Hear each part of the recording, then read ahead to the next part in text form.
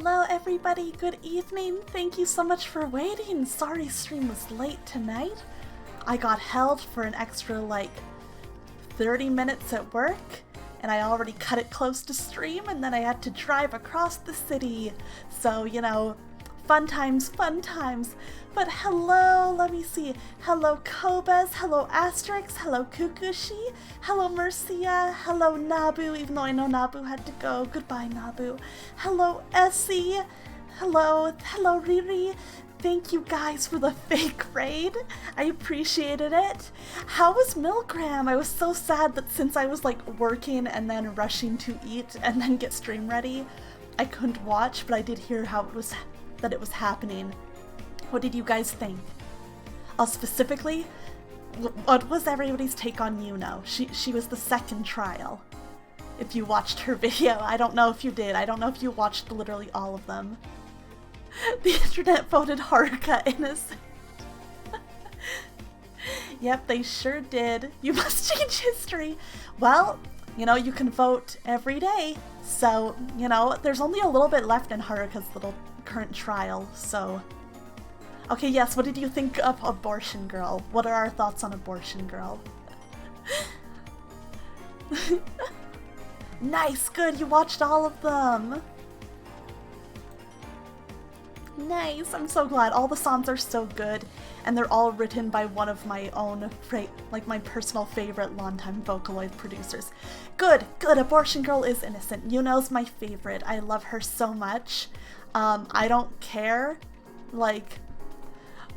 basically about anything. I think they're trying to play the fact that, she's not as nice as she might seem on the surface as a bad thing, but I'm like, she's valid, leave her alone.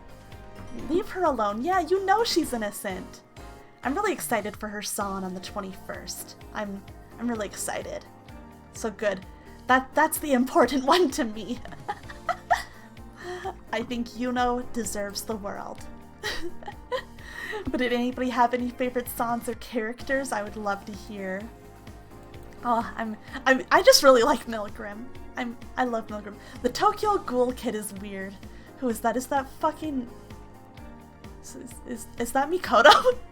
Is Mikoto the Tokyo Ghoul Kid? Me trying to think. Yeah, the one who bathes in blood, that's Mikoto, yeah! The TikTok blow up guy, yay! Man. Yeah, that guy's whack. Doctor Guy, he's really good too. I'm very curious exactly what his deal is because there's a couple different ways I can read that music video, and I'm trying to figure out what I think I'm leaning to the most, you know? Oh, what is he? What are you doing, Dr. Man? Is this just guilt or did you do something weird? Were you harvesting organs you shouldn't have been harvesting? I can't tell. But that's half the fun of Milgram for me, is looking at the videos and trying to analyze them, trying to dissect and figure out. But yeah, it's super interesting.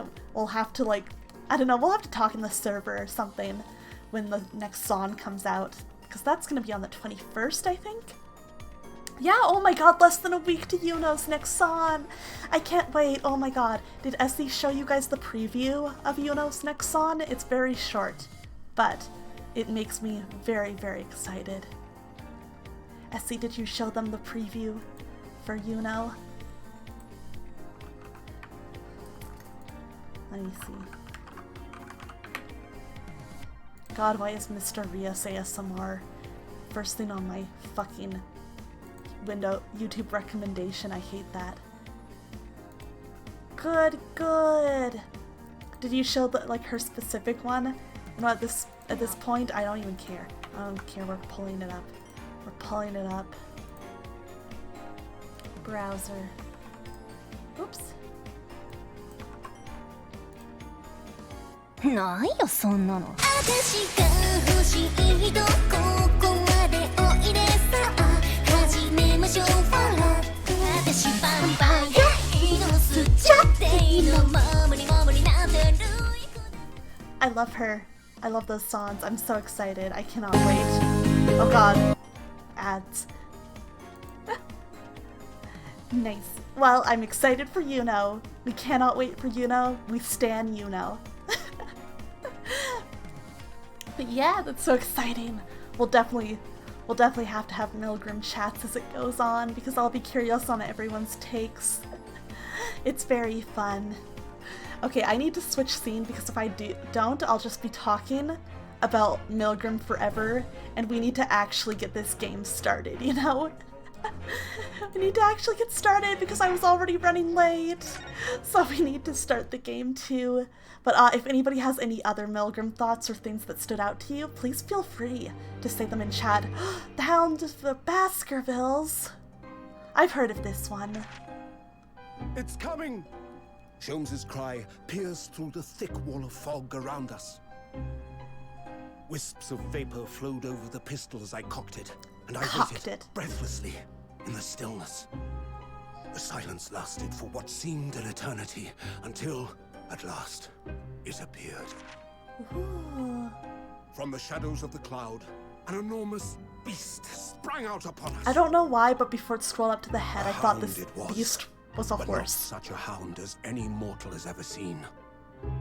Its eyes glowed with a smoldering glare. The whole of its ox-sized body was outlined in white-hot flames. Wow.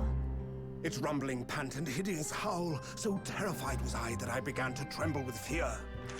Oh my god, it is Grim! Look well, Grim! Wilson, Sholmes declared. What are you doing gazing here, upon the mystical Grimithy? beast. Grimithy Patches? For this is the diabolical Hound of the Baskervilles. Someone put Grim's face over that one part. Just on top of the dog with the, like, this is the diabolical hound. Oh my gosh. Oh, that's so exciting, Asterix. Oh my gosh, I need some spare time in my life again so that we can get you through the Eden raids because they are so good. I swear to God. Our first 2 months in London passed by in a flash. In that disconcerting courtroom experience we were first thrown into on the day we arrived in the country, and in Sasaki-san's terrible ordeal that had followed closely behind, we had emerged victorious. However, there then came an abrupt end to our opportunities to appear in court, which was hardly surprising, of course, since I was nothing more than an amateur, an unknown student of law from a faraway land. So life in our little office was very quiet. That is, until it was shattered one day by that fateful telegram. It's the 15th of April, 9:13 a.m., Marihoro's Legal Consultancy. Oh, nice! I'll see if I can make it for Eden then. I'll have to see, but if I'm around, I might join you guys.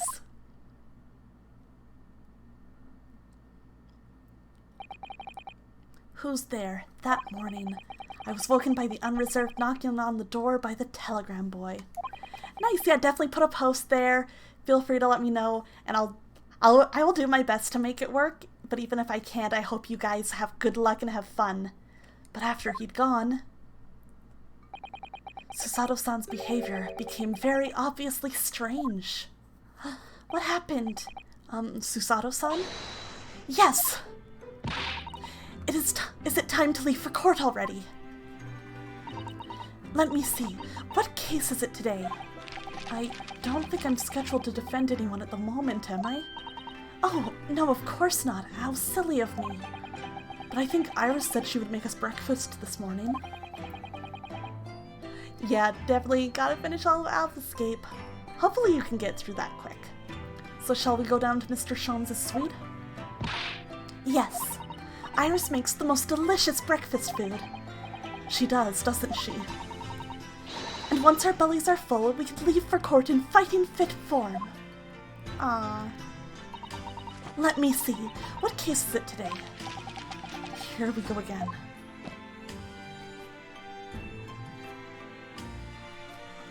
Just normal, just for the clears. Need to see the story, because Asterix has not seen them yet. So, what was it about? Oh, and thank you for the thirsty redeem, Riri. The telegram that was delivered this morning, I mean. Oh man, you saw the Until the morrow scene. Nice. I'm so excited for Essie to see that. Oh, a telegram? I don't know what you're talking about. Sorry, but you're not going to get away with that. Well, I didn't think I would. Oh, Essie, quit your mewling, boy. Actually, don't give it a moment's thought. It's nothing interesting. Boring, in fact. Oh, I'm going to tell Essie that even if she doesn't want to stream anything else, she has to stream that one scene. She has to. She has no choice in the matter. You have no choice in the matter is what I mean, Essie. You have no say. It's out of your hands. It was just a boring old telegram. That's 3 times now that she's tried and failed to convince me it was nothing. I promise that I'll tell you about it at some point. Alright, I understand. I suppose Sasaki-san will have arrived back in Japan by now, won't he? Yes, I should think so. Yeah, it's fine, Essie, don't worry. Everything's fine. Everything is daijoubu. He left immediately after that terrible ordeal. Which would mean he should have completed the voyage already, or be just a few days away. A fortnight ago we had that very long telegram from him, do you remember? Complaining of seasickness. Oh, you almost have Zoe to the first dungeon? Awesome! I want to play with Zoe too! I want to find time to play with Zoe too! I want to play with Zoe! I want to play with Zoe! But by and large, it seems the voyage has been going well. Is something wrong, Naruhodo-san? I was just wondering what might have become of Sasaki-san had he stayed in London, that's all. You mean, as regards Lord Van Zeeks, the Reaper? Yes, I can't help wondering if seasickness would have paled into insignificance in that case. Oh, that's fair, that's fair. So you're just speeding through. Fair enough. Hopefully it does not take you too long, Marcia. What is it they say? That no one who stands in the dock can be saved from the Reaper, right? Man, that was fucked up. Remember when that happened? That was fucked up. Like the way that nightmarish trial ended on the very day we arrived in London. Even 2 months on, the cause of that dreadful fire is still a mystery. Yes, but at least Sasaki-san is safely out of the country now. Presumably that means that the curse of the Reaper can only take effect within the confines of the city of London, perhaps. Even if that's the case, it's little comfort. I have a terrible sense of foreboding. Oh nice, yeah, that's not too far. That's not going to take too long, but at the same time it is a decent way into ARR, so hopefully she won't have too much to, like, you know, kind of deal with after that either. And yeah, they streamlined it a ton, so I'm glad. It does make things way, way easier. If the legend of the Reaper is to be believed, it would mean he wields the Sword of Justice himself. Come to think of it, I wonder what he's been up to these past 2 months. Surely not wielding that sword against more acquitted defendants. No, I don't think so. Apparently, Lord Van Zeeks hasn't appeared in court once since our last encounter. Oh? Yes, since Sasaki-san's trial. He's withdrawn from judicial service again, it seems. Really? Just like before, when he wasn't seen in court at all for several years. So it's just been me who's had to face him in his recent spate of trials, then. Ugh, just my luck. I wonder if luck doesn't come into it. Sorry, what was that? Oh, nothing. Never mind. I think she might have a point. You never know. Let's take a quick look around the office. Why not? There's a Dharma! Ah, the Dharma doll I brought with me from home. Still with only one eye colored in. I said I'd color the other eye once I won my first court case here in Britain, but you have won, haven't you? Twice, in fact. Because I feel as though I'm still lacking as a lawyer. I tell you what, why don't you color the other eye in once you think I'm a proper, fully fledged lawyer? If you insist. Aw, that's cute. Yeah, we're in Sholmes' attic. We've been living here. We've only been here in London for about 2 months, but my desk is starting to look a little messy already. You could tidy it up once in a while. Susato-san, I always say, making a mess is a small sacrifice to pay for being able to further your studies. And time spent tidying up is time you can't devote to the same cause. And time spent on ridiculous arguments is time that could be better spent on some simple houseworks. I know, me too, Medi. I was like, they're complaining that his desk looks like this after 2 months? My desk looks like this after 2 days, you know? She wins, but I'm supposed to be the lawyer here. We have a little stove, that's so nice. It's spring at last and the weather is warmer now, but I love the smell of the fire and the steam rising from the kettle. Oh, would you like some tea, Naruhodo-san? Thank you, Susato-san, but I'm alright for now. With the green tea Susato-san makes for me from time to time, and Iris's unique herbal infusions, this place is paradise for a true tea lover. Oh, it sounds so nice! I want to be there! Green tea is such a wonderful accompaniment to British tea cakes, don't you think? Ooh, I haven't tried that before. Maybe I should sometime. I usually have, like, British, like, tea cakes and cakes with, you know, black tea. So this is the tea set that Susato-san brought with her from Japan. Let's hope she hasn't noticed me slipping sugar and milk into my cup when she makes it. It's just so bitter. Aw, he's baby. Tea is a drink to be enjoyed, Naruhodo-san. You really don't have to force yourself to drink it, you know. I don't like to see you screw up your face, so. Oh, she knows. She knows. Let's see. Anything else around here? On the shelf, let's make sure. Okay. Let's move over a little bit. Ooh, a calligraphy set! Ah, this must be the telegram. Let's see. Ah! No, you mustn't look at that. Not under any circumstances. Alright, I won't. I'm sorry, Naruhodo-san, but you could be very mischievous at times. You found the hound in the Discord? Oh my gosh, okay, let me go look really fast. Let me see this. It's beautiful, Kobes! Oh my god, I need to show this on stream. I need to show this on stream. I have to.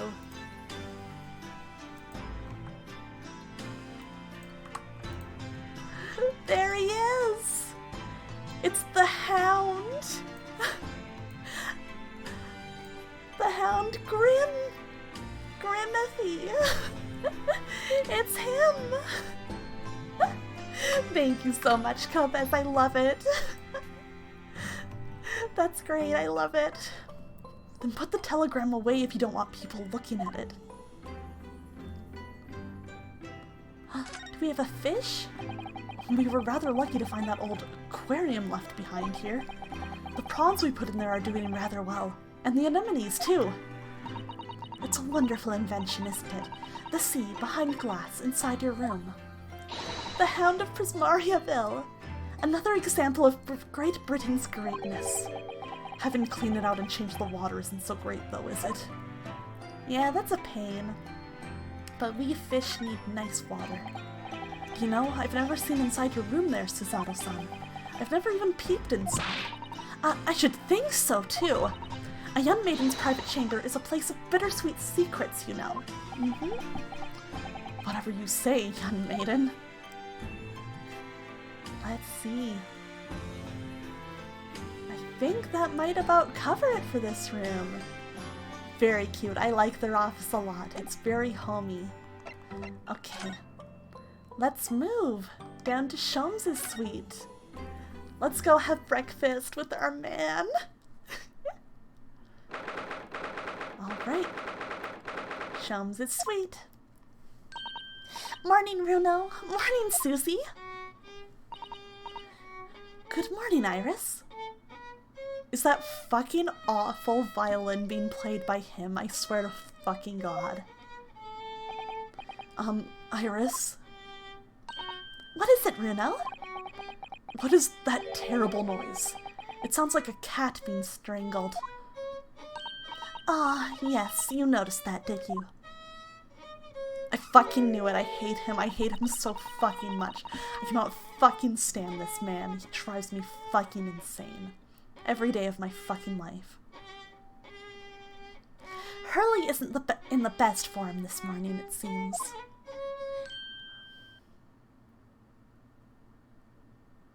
Oh no, he's depressed. Hello.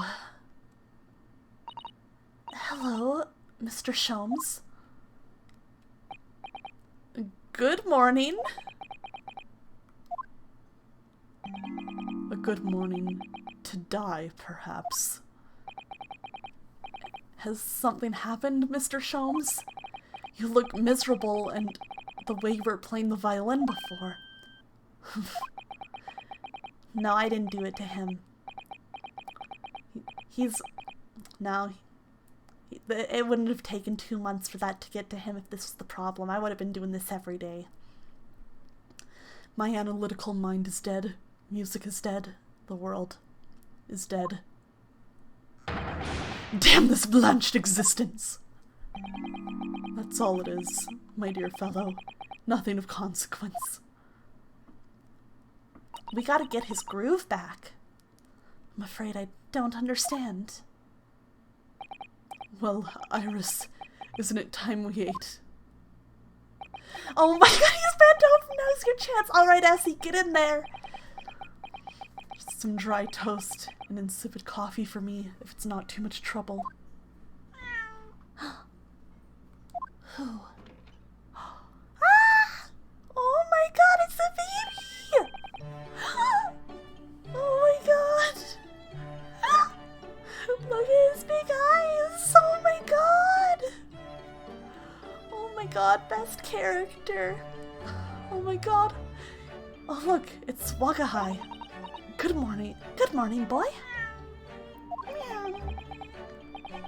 That must be some sort of tiny door for cats to use. But how did it get there?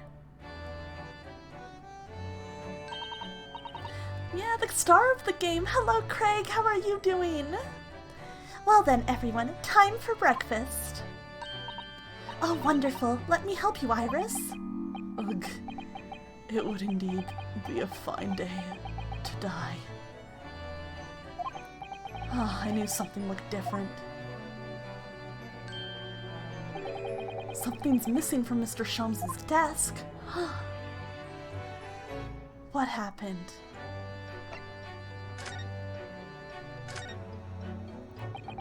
You seem to be very unhappy this morning, Mr. Sholmes. What's happened? It used to be the case that in my hands, this violin sung like the dawn chorus. Its melissonant tones would make flowers bloom. It would. But now, the muses are unamused with me. The goddesses of music have thrown me over. I am! I'm excited to be starting a new case. It's fun to always see what kind of new scenarios they come up with. I hope you've had a good day. Whatever do you mean, Mr. Sholmes? For hours I have bowed, for days even, through the night I have endeavored to no avail. That sound, my tone, is lost. The brilliant, clear, unwavering tone, gone forever! No more recitals of unbridled emotion! Well, you haven't been practicing much lately, have you, Hurley? Don't worry, I'm sure it'll come back to you in time. Heed my words, Mr. Naruhodo. The goddesses of the arts are fickle. One day they bestow genius on a man, the next they unmercifully withdraw it. Oh, dear. Why is this happening to me? If they take the turn I have for the violin from me, what is left, for pity's sake? What is left? Man, he's really going through it. Deduction, perhaps? Isn't that what you're known for? It's literally what I was about to say. Why did Rinosuke and I keep having the same brain? Alright, let's talk about your missing machine. Mr. Sholmes, I don't like to pry, but...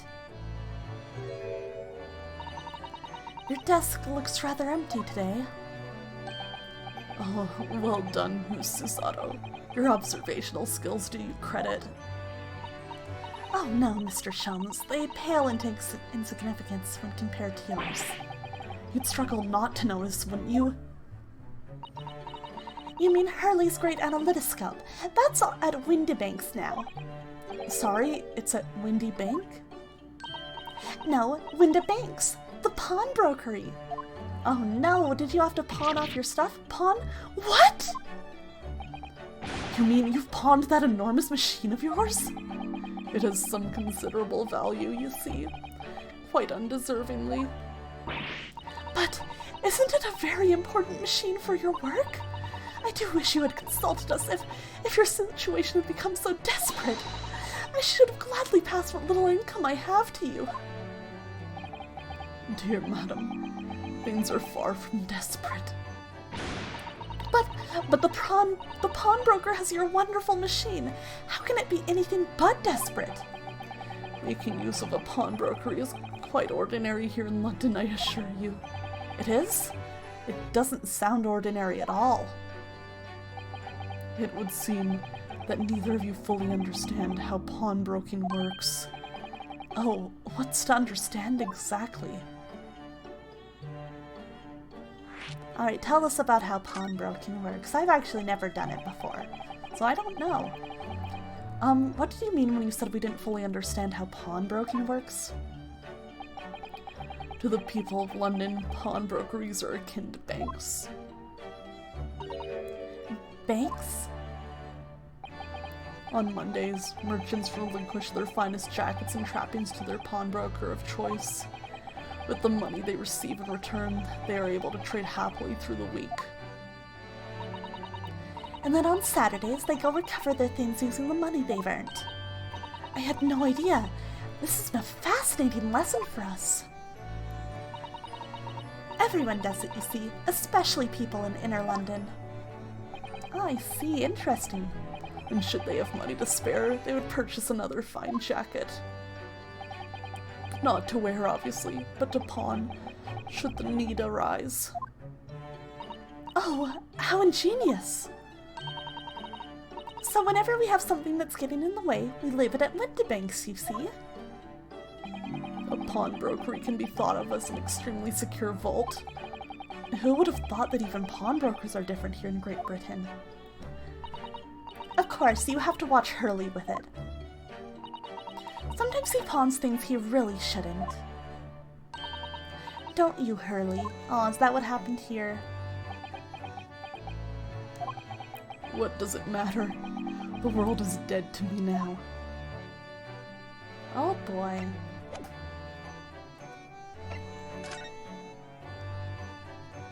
Well, what do you think, Iris? Let's talk about Wagaha! Yeah!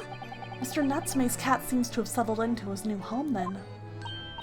Oh yes, and I've become very attached to little Wakey.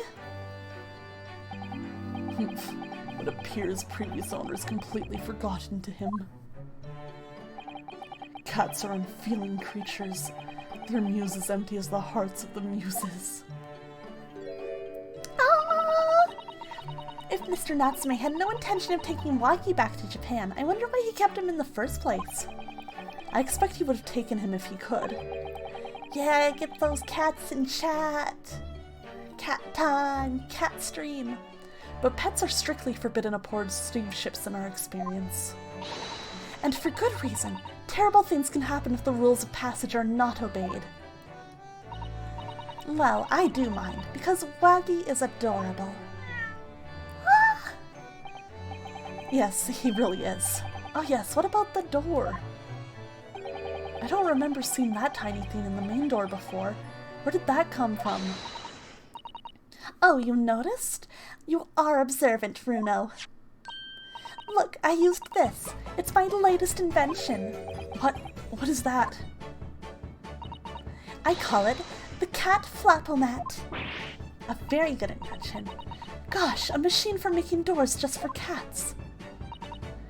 That's right, it can make a cat flap for a little furry friend like Wiggy in seconds. Iris understands. She knows what's important.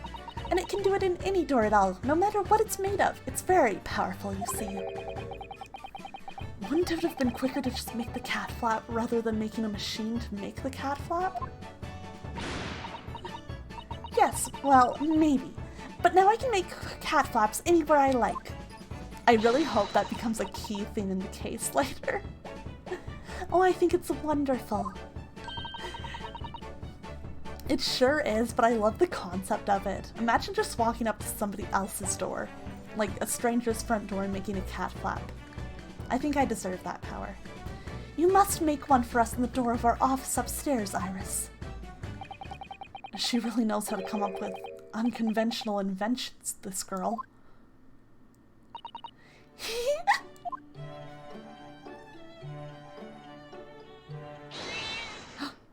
What's wrong, kitty? Oh, what was that? Wakahai? Y'all good? What was that? Oh no! Wakahai's tangled up in your violin! I think he thinks it's a toy.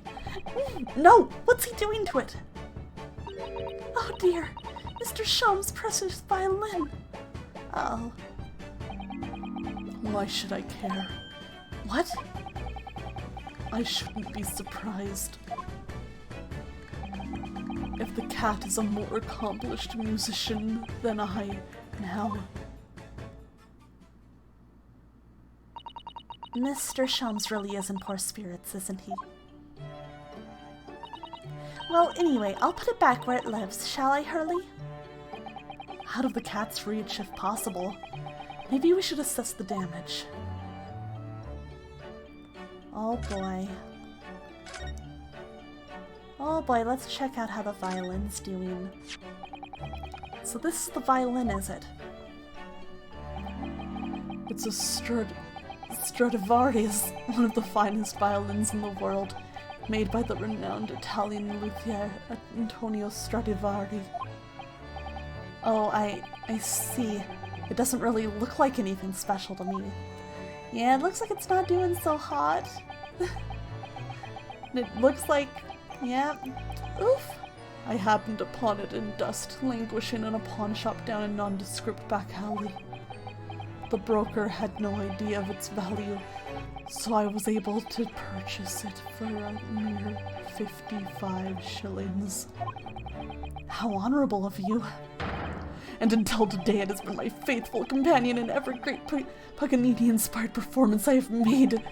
I ask you, is there reason to live in a world devoid of music, to tolerate this blanched existence? No. There is none.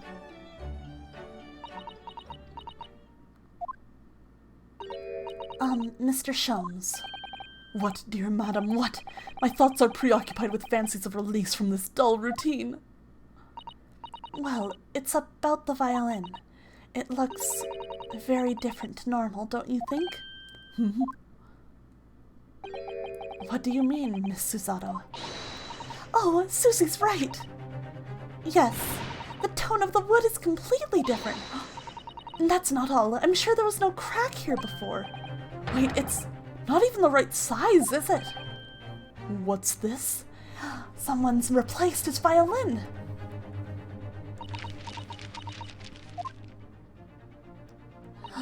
I'm terribly sorry to have to tell you this, Mr. Sholmes, but that instrument isn't a violin at all.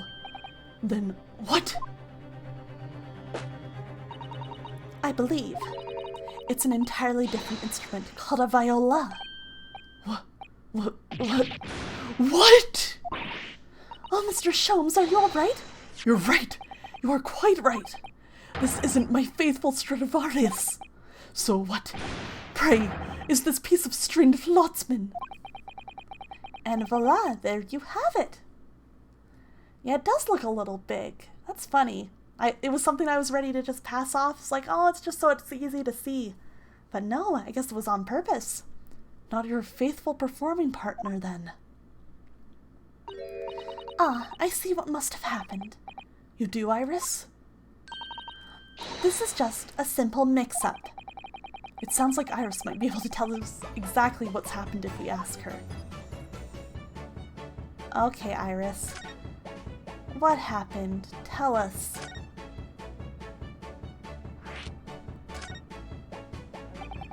What did you mean by a mix-up, Iris? I know, right? You didn't even notice? Come on, Sholmes. Well, you see, this viola, I mean. Was at Winterbeck's until last week. At the pawnbroker's. Not Mr. Sholmes' beloved musical partner. There's a proverb from the East, with which you are no doubt familiar, my dear fellows. Always let a beloved child travel. Yes, indeed. So you sent your beloved violin to the pawnbrokers in the hope it would experience personal growth. Oh, what a wonderful idea. Oh, Sholmes. Last week I pawned my great analytoscope in order to release my precious instrument, but it would appear Mr. Windbake mistakenly furnished me with this tawdry fiddle instead. Yeah, leaving violin at the daycare, I guess, but my ears cannot be deceived by the hollow timbre of this piece of timber. No, but your every sense was deceived by the fact that it just had strings. Pshaw! A fine state of affairs this is, and why I always say, Mr. Naruhodo, never trust a pawnbroker. They will try to fiddle you every time. I'll have a good sleep, Marcia. Thank you so much for stopping by. It was good to see you. Have a wonderful night. Thank you. Oh my god, yes, I've seen that story, Kopez. It's wild. It's absolutely wild. But earlier you told us that you could think of a pawnbrokery as an extremely secure vault. Well, Sholmes has recovered, I see. Come, Mr. Naruhodo, dilly-dallying will get you nowhere. Sorry? Crunching your toast with that vacant aspect, pressing your coffee so obtusely. Are you not a little embarrassed by your own conduct, considering the urgency with which we are faced? We must visit Mr. Windbake's brokery at once, isn't that right, Mr. Sholmes? Precisely, Mr. Sato, without a moment's delay. God, these two. But I haven't finished my bacon and eggs. Who cares? My dear fellow, surely you do not still intend to crunch your bacon with an increasingly vacant aspect, to press your eggs ever more obtusely. All right, say no more, let's go then. I mean, you can try Kopez, but like, you see how he's thrown those hands in that one sprite? I don't know if you can take them, I don't know if you can do it, Kopez. You better be ready, you gotta train. Don't worry, Runo, I'd be happy to heat it up for you again later. Oh, thank you, Iris. As it happens, I am rather curious to see what a British pawnbrokers look like. Yeah, training arc for Kopez. Let's see. Anything else to say? Nope? Okay, let's move. A new location. Oh, let's go check out Baker Street first. I have to. I want to see Baker Street. I mean, no scene for coming here. Oh, it's right there. Look at all the different things in the window of this shop. Ah, that's Windibank's, the pawnbrokery. It looks much smarter than a pawnbroker's in Japan, doesn't it? Yes, you're right. I find pawn shops at home rather inapproachable, personally. It reminds me of tearfully parting with my favorite fountain pen. I felt so miserable. What doesn't kill us makes us stronger, Mr. Naruhodo. Poor Ryunosuke. He really goes through it, huh? Oh, and is this the apartment? It's already been 2 months since we started taking lodgings here above Mr. Sholmes' office. I still can't quite believe it. I never expected things would turn out like this. Oh, I know. To actually be sharing accommodation with the world's greatest detective. If I ever find myself before a court of law now, I will have not one regret. I don't know what you're talking about, but I'd be happy to defend you, of course. They're very cute. Alright, let's go actually into the pawnbrokers.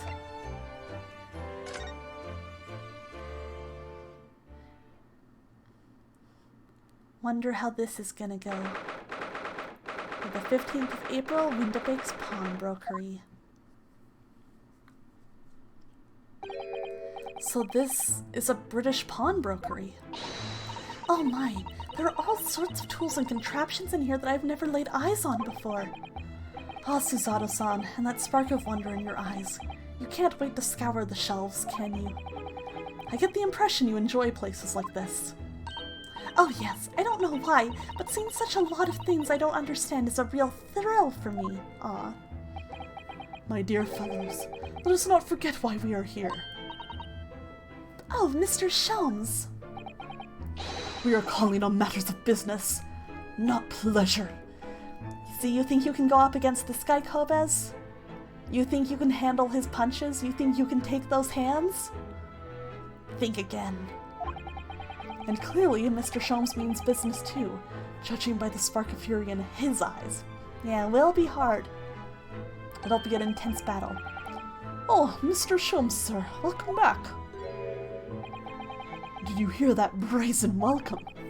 Well, yes, we are potential customers after all. You had to say, hey, your violin is gone. You will buckle. We're disgruntled customers, Mr. Naruhodo, and it's time to inform Mr. Windabank of our ire. Come, the fight is afoot. Come, come, come, come, come, come, come, come.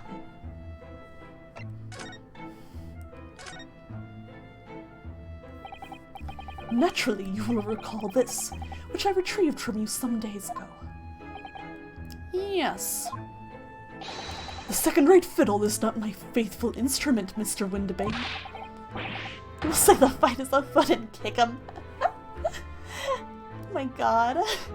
That would be kind of a cool one-liner, actually. That'd be kind of sick.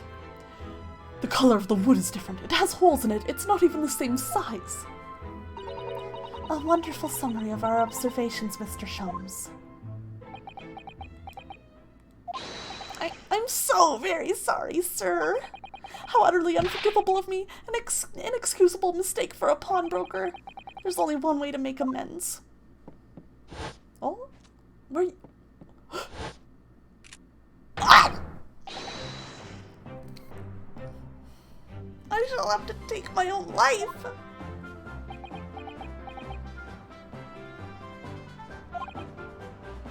I don't think that will be necessary, do you? Not Sudoku, not Sudoku. If I may just say one thing before I pop off. Yes. It was you, sir, Mr. Shelms, who took it upon himself to remove the item the other day, I believe. Sorry.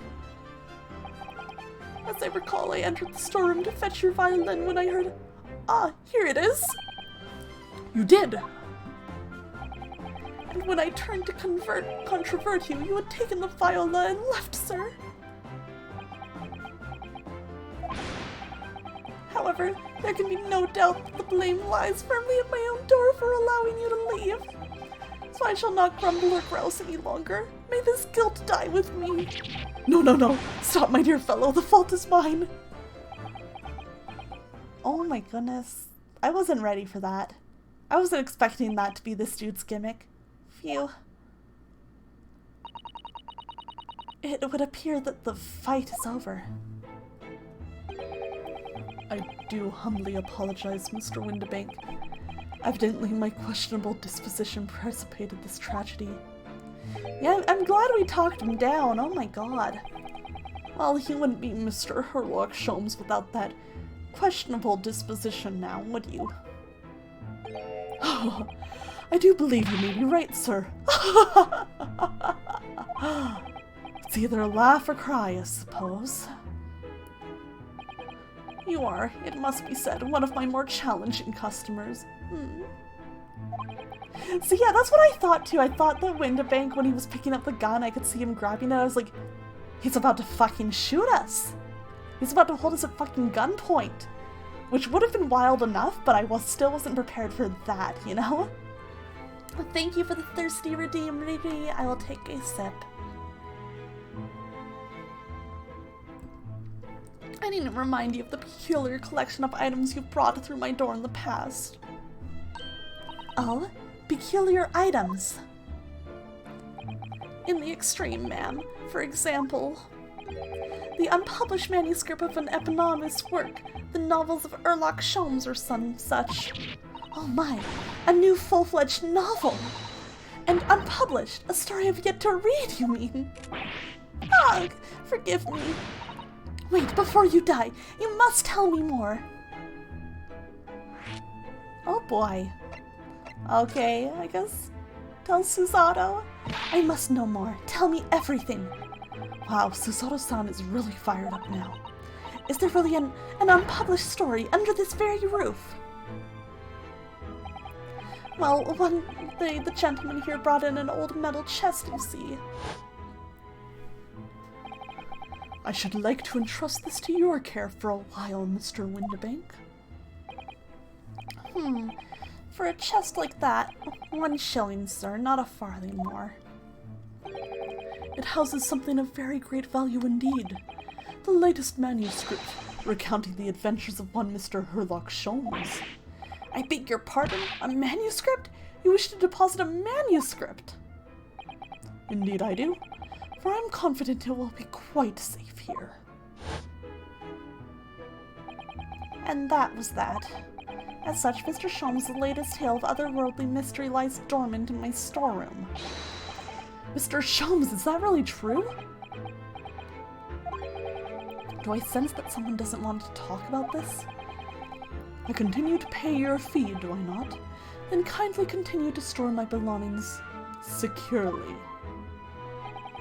Of course, sir, of course. They're safe and sound with me, I assure you, on my life. This is all very strange. I agree, Ryunosuke, I agree. I wonder, could I ask you something? Ah, a gentleman from the east, I see. Yeah, please put that away. I'm so nervous when you have that out. Yes, that sable suit. I suppose I could offer you 6p for it. Without wishing to offend, the tone is somewhat dull. Sorry? Aha! But for your splendid attire, ma'am. 5 guineas, no less. The colors are exquisite, the design exotic. Eastern artistry at its finest, may I say. Oh my, 5 guineas, you say? How interesting. Why do I feel as though I've suffered some sort of defeat here? It is a very pretty kimono that she wears. Or I guess it's not a kimono, is it? Oh my gosh, I'm forgetting the name, but the schoolgirl kind of outfit. Actually, I was hoping to ask you about your business. I've heard it said that pawnbrokers are used rather like banks here in London. Yes, sir, indeed. Many of my customers utilize the establishment as you describe. I appraise their items and offer them a proportionate loan around and 2 months of secure storage. If in that time they repay the original sum to me plus the agreed interest, their items are happily returned. But what happens if they don't pay you the money? Then the items are offered for sale in my shop, as you can see on the shelves behind me. So you never sell items before the 2 months has passed then? That's right, ma'am, that's right. Which means some considerable responsibility rests on my shoulders. Should a customer's precious belongings be lost, the only recompense for me is to end it all. No, I think there's other ways. The very idea, Mr. Windabank, is an absurdity. One should never talk of one's demise so casually. Says the man who was telling us all it was a good day to die only this morning. Listen, that's just how it is when you're giving somebody advice even though you just had a breakdown earlier that day. It just be like that. And let us not forget that I have already helped you take measures to ensure such a tragedy never occurs. Oh, what sort of measures? I engineered a simple device, which Mr. Windabank has installed here in his shop. I call it the Red-Handed Recorder. Is that not so, Mr. Windibank? What was that deep sigh about? Yeah, Sholmes is doing his best, you know, he's masking. What on earth is a red-handed recorder? Use your eyes, my dear fellow. There are two just below the ceiling. I can see what appears to be a camera attached to some sort of timing device. Very astute. It is indeed a camera, furnished with some 100 pieces of celluloid film. And every 30 minutes precisely, the camera automatically records the appearance of the shop. Oh, handy. Here, I have an example I can show you. Ah. Oh yes, a print from the camera set to record the activity at the shop counter. I developed a special type of film so sensitive it produces a crystal clear image even in darkness. Really, that's extraordinary. Yes, you can clearly see the counter and the door behind it, look.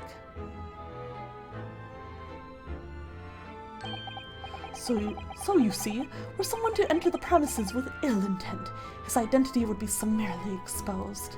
Yeah, security cameras, I bet that's gonna be a big deal during the case. But did you not say that the photographic prints were taken at 30-minute intervals? Indeed, as you say, my dear madam. Then what if the incident were to occur in between times? One could only say, that would be a cruel twist of fate.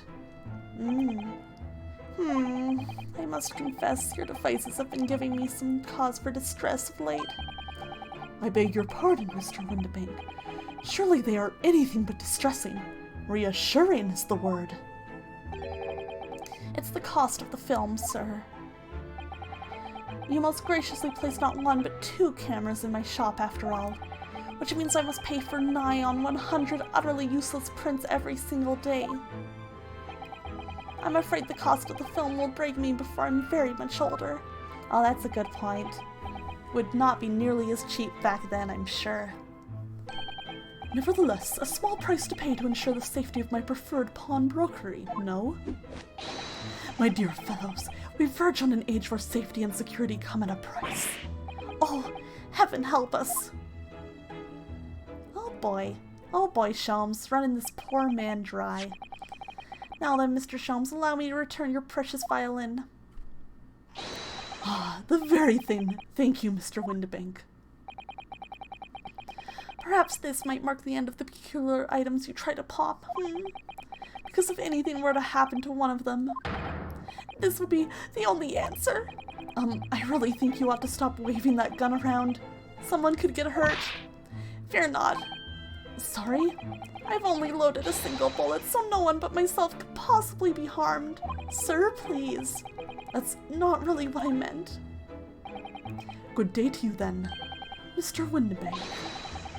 It's been a pleasure as always, Mr. Sholmes. Oh my god. That was a time. So, Mr. Naruhodo. He really is jumping the gun. Now we can explore at last. Oh boy, okay, let's take a look around. What do you want to look at, Susato? Look at this! What could this lovely big shiny box be? That, my dear madam, is a music box. Surely you have such things in your own country. Oh my, yes, but I've certainly never seen one so large before. Shall we listen a while? Ooh.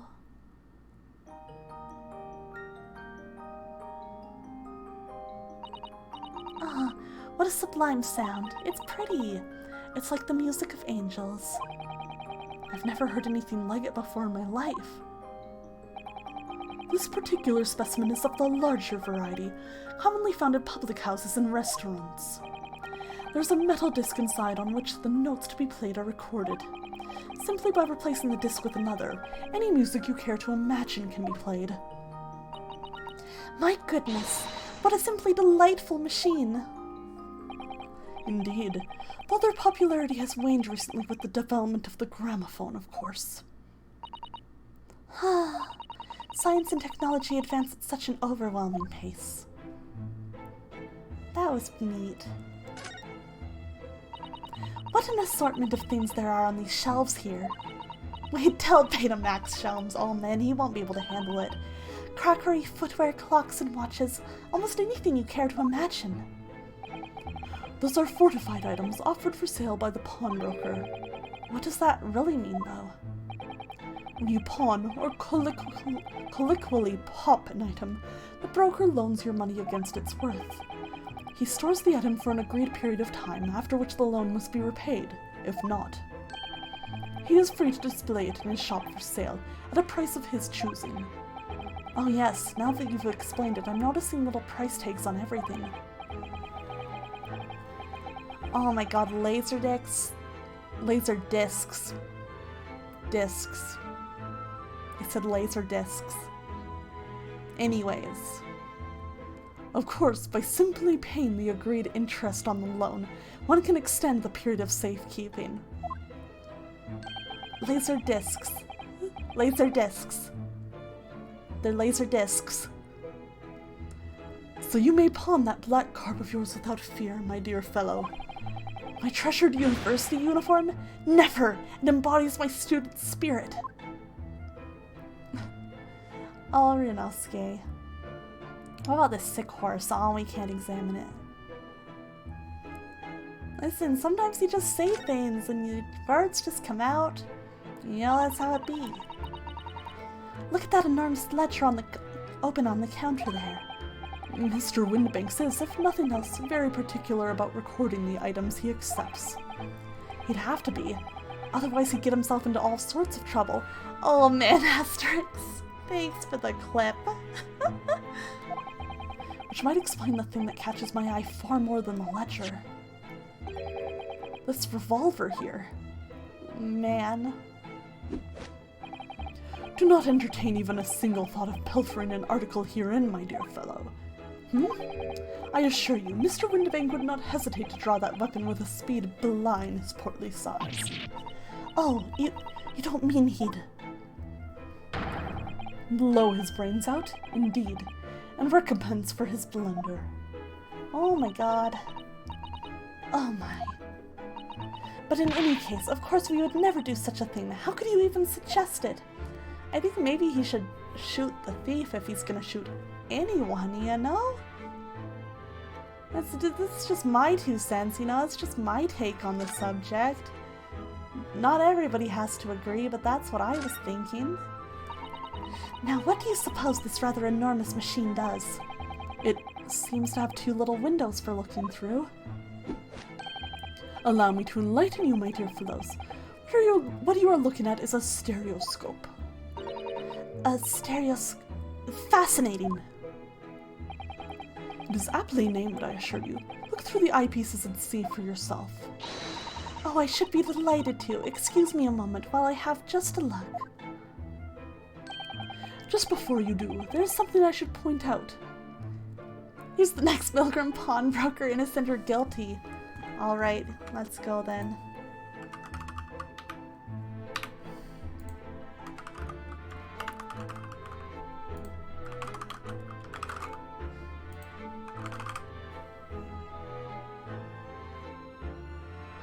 Alright guys, go for it.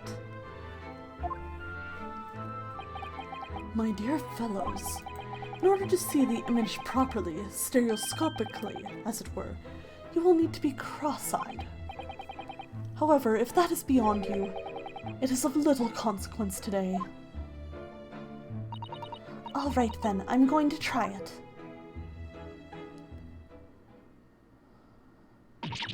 Ah! Mr. Naruhodo, you must see at once! Oh, alright then. So I need to be cross-eyed, like I'm trying to look at my own nose.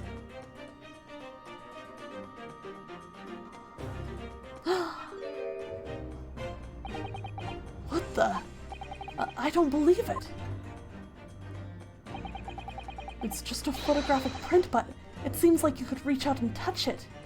So I guess with that last one, if we were cross-eyed, maybe it would have the effect.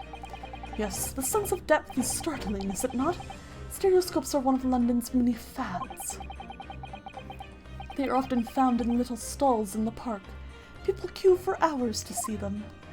Brains are crazy, that's wild. Why? Why are people meddling with such black magic? It is no magic, my dear madam. It is, well, an optical illusion. Far too complicated to explain at present. We shall save this lesson for another day. Wow. Oh. My goodness. Just say you don't know, Sholmes. We all know. That's not a calendar you could easily miss, is it? 15th April, today's date. He sure did. Sholmes is #1 mansplainer. Well, looks like we're going for a guilty on the pawnbroker with 100 votes versus 0 innocent votes. There it is. Asterix contributed 97 channel points. Incredible. Thank you for all the seashells. Yes, that's not for sale, I must point out. It is an Eastern-style page-a-day calendar. Every night at midnight, I tear off the front page to reveal the following day's date. The perfect calendar for a tearaway fellow such as yourself, Mr. Windibank. Oh, interesting, Kobez. I didn't know that. Huh. Very funny. And who was it who walked out of here with the wrong violin before? Well, when the agreed storage period is passed without repayment, articles are forfeited, you see. So I have to keep a close eye on the date. It's something of a pawnbroker's obsession, you might say. Oh yes, I can see you're very dedicated to your job. Interesting. The door. 3 globes of gold. Is that some sort of charm? Dear me, have you not seen that sign before? No, never. The 3 golden balls are, in Great Britain at least, the universal sign of a pawnbrokery. Huh. There are more than 700 such establishments in the capital, all showing the same sign. Oh, I see. I had not imagined your ignorance was so profound. Oh, well, what is the significance of the 3 golden balls, then? Does it have some special meaning? Yeah, why is it 3 balls instead of 2, like a normal person? That is entirely unimportant here, dear madam. Irrelevant, even. You mean you don't know? Oh, Sholmes. Look at this. Whatever could it be used for? Yeah, like a normal person with 2. I think that's a pretty normal thing to say. I think if I were saying 3 balls were normal, that would be the strange thing. I have no idea. Ah.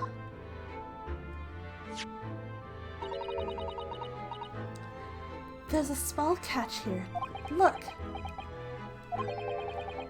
We're going to open it, aren't we?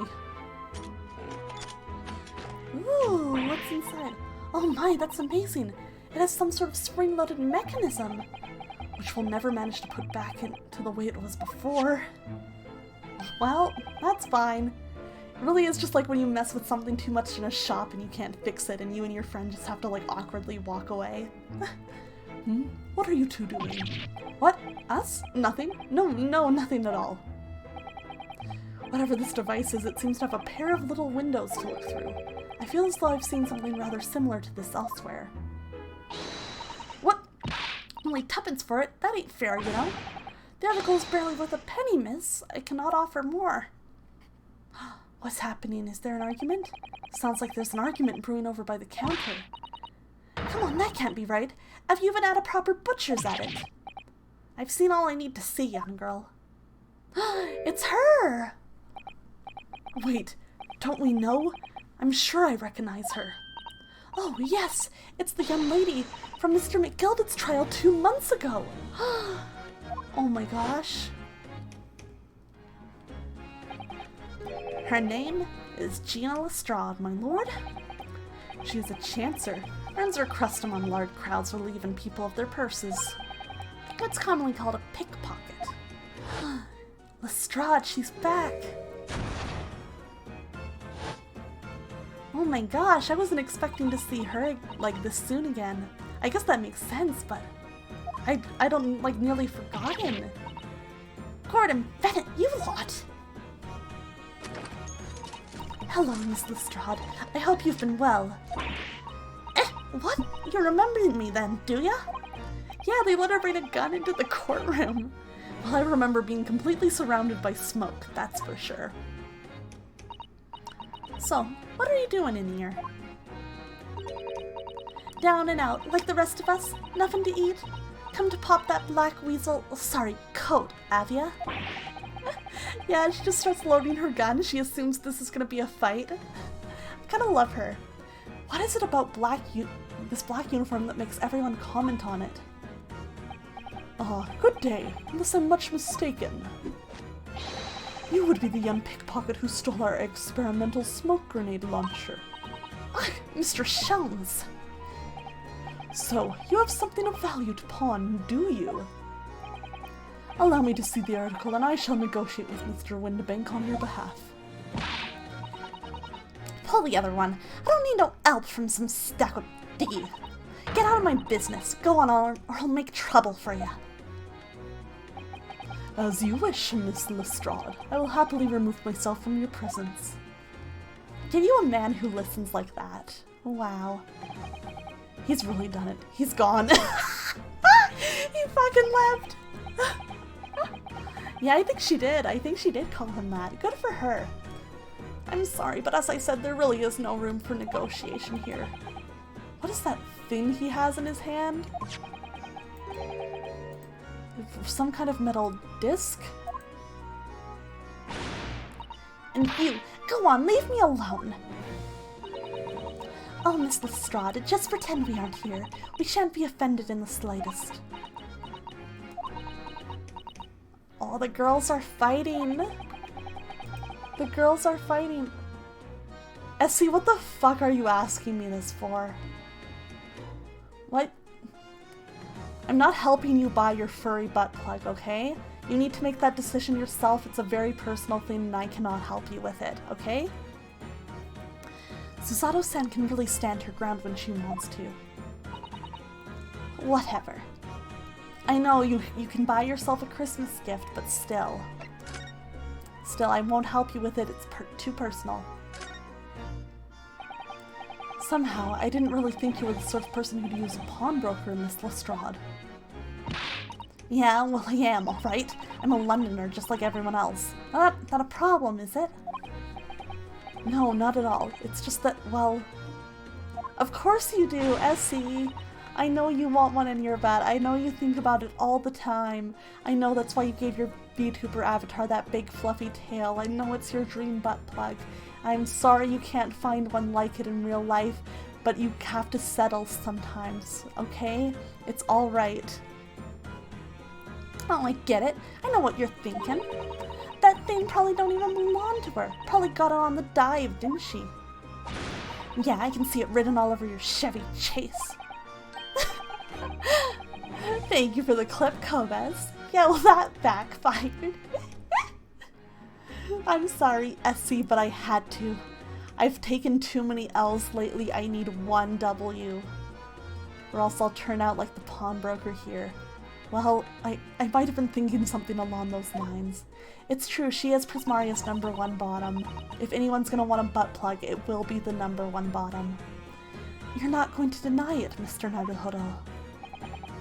Alright then, I'm just going to come out and ask you straight. Do you pawn things that you steal from other people? Well, I don't know how best to answer that, really. Suppose. Sometimes. You're not going to deny it either, Miss Lestrade? No, Freya's like close, but like, the thing is that you like are so... You're so averse to being a bottom that it makes you more bottom, you know?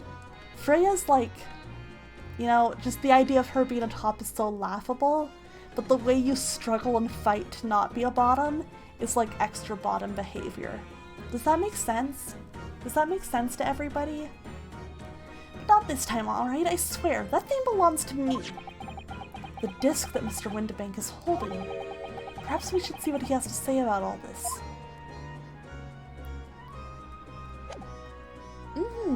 See, I do some very good TED Talks.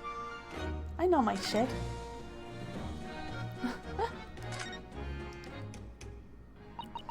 Mr. Windibank, what exactly is this metal disc that Miss Lestrade has brought in? It seems to have hundreds of tiny little bumps on its surface. Yeah, denial is bottom behavior, it's so true. This is a music disc, you see, for use inside a music box. In a music box? What, you don't even know what a music box is? You Eastern lot ain't too savvy, eh? I know what a music box is, I've just never seen one of these discs before. The small protrusions on the middle disc encode the tune to be played by the music box. I see that you forced me into copium, Essie, and I know it's because you want the copium. I know why. I know this is more a reflection of you than it is me. I'm so sorry that you're going through this, Essie. I'm sorry I owned you so hard, but I had to. I had no choice. You had to be owned. You needed it.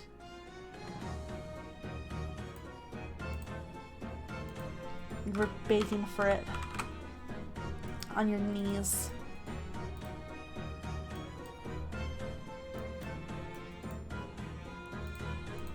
Okay.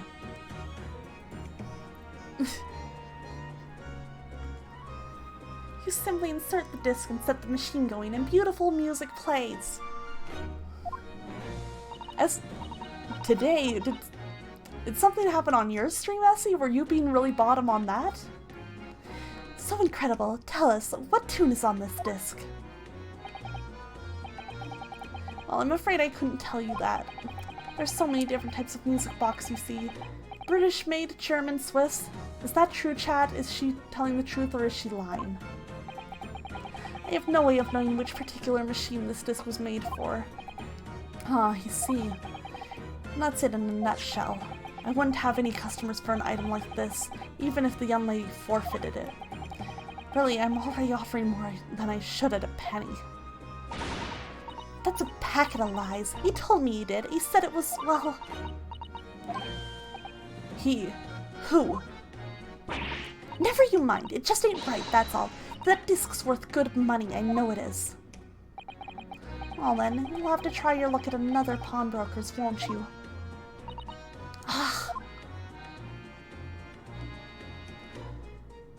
Remember when a popular VTuber made a Twitter post saying top-bottom jokes were done because they weren't funny, disgusting, and sexualizing stereotypes bottoms and tops, and people agreed because they were popular? I think they're funny too.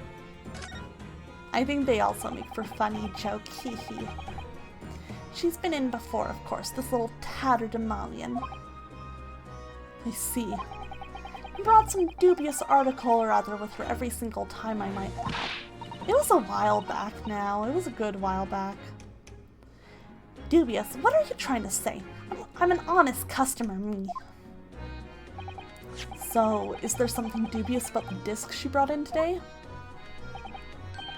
Well, if only it were that simple. Sorry, what do you mean? What she actually brought in was a storage ticket. Oh? Ah, a storage ticket, so... Miss Lestrade has actually come to redeem an article from you today, is that right? Yeah, that's right. A girl like me has a lot of stuff what needs storing. Alright, yes, that's definitely dubious.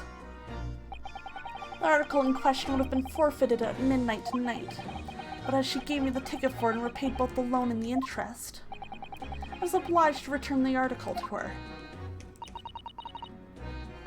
But what was the article? Do tell us, Mr. Windibank. Little scamps wearing it, ma'am. Oh? It's the overcoat that she redeemed. Oh. What? What's wrong with that? It fits, don't it? I mean, it's mine, so of course it does. So, what about the disc then? How does that come into all this?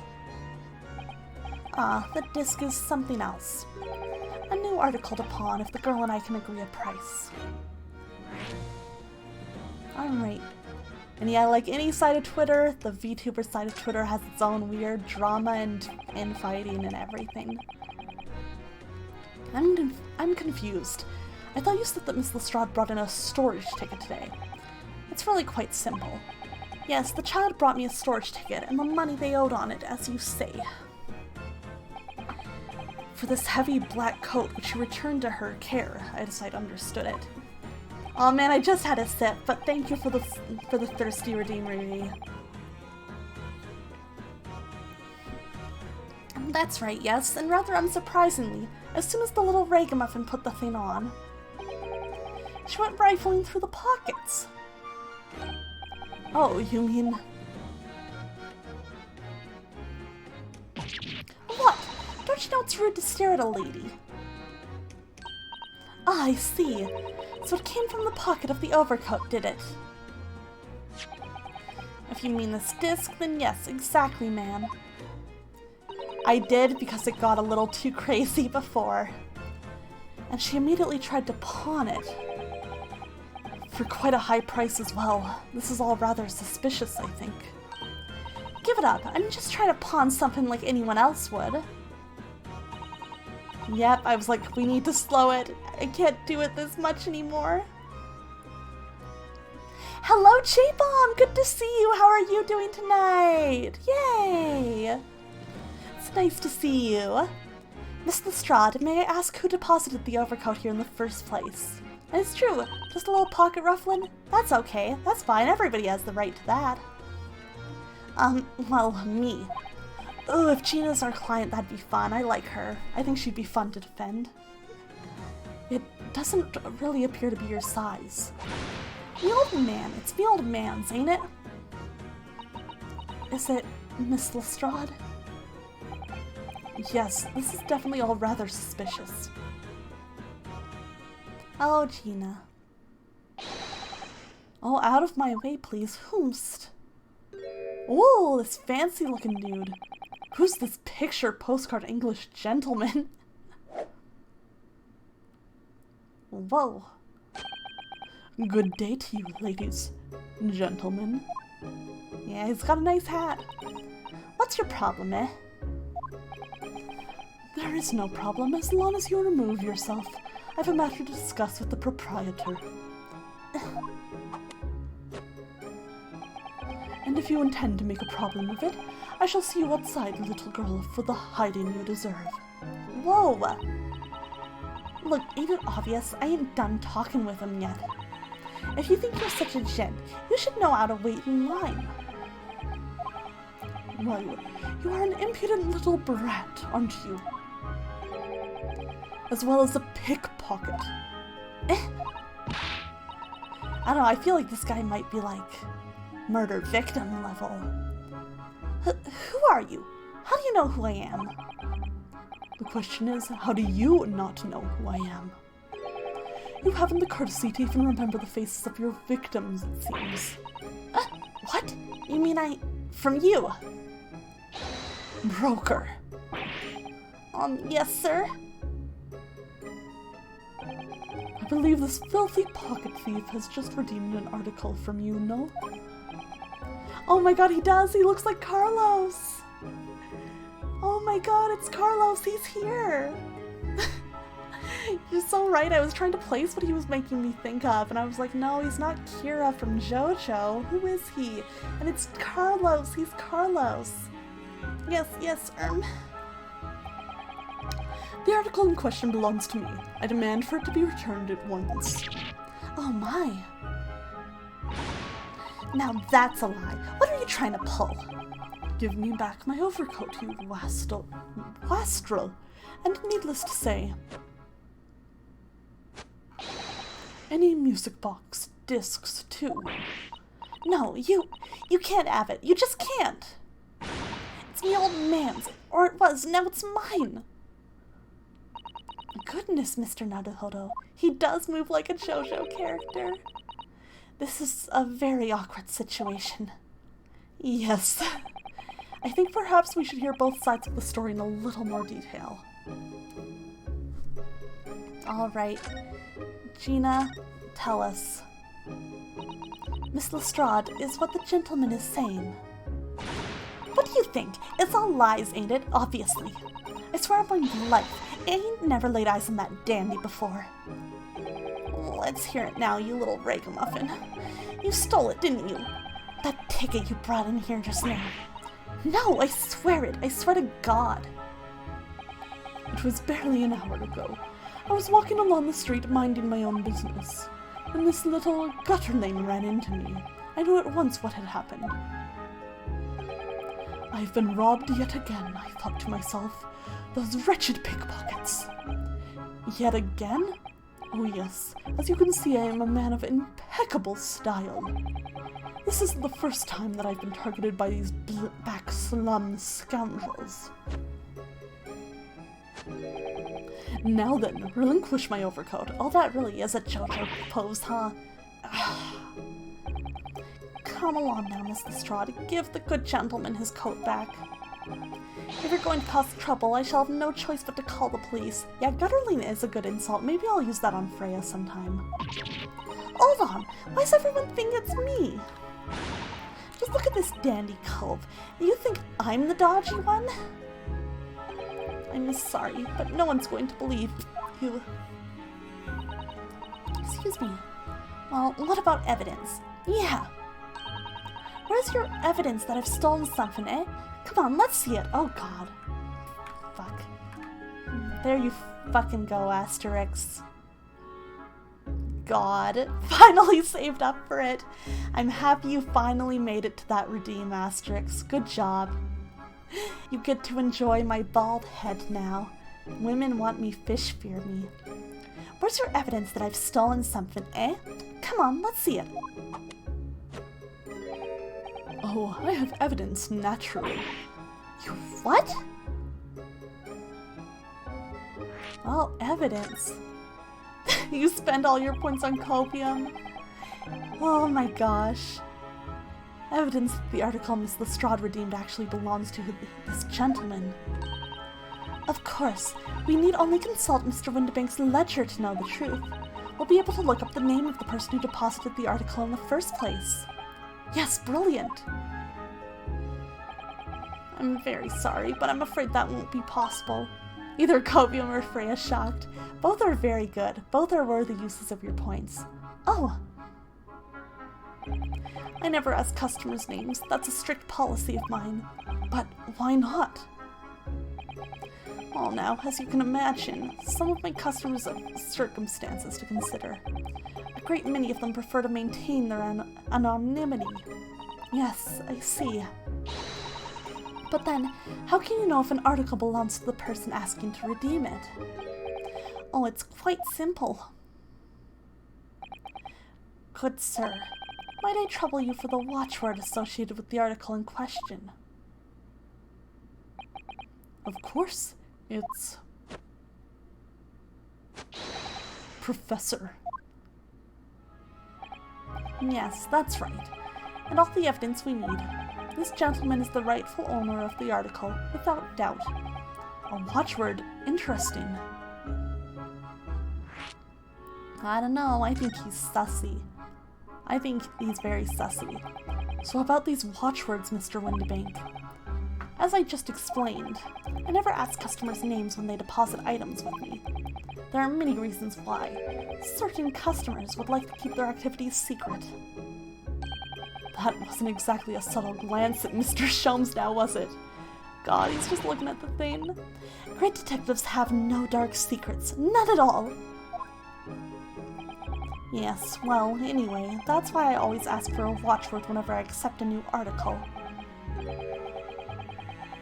In many ways, it's like the secret combination of numbers used to unlock a vault.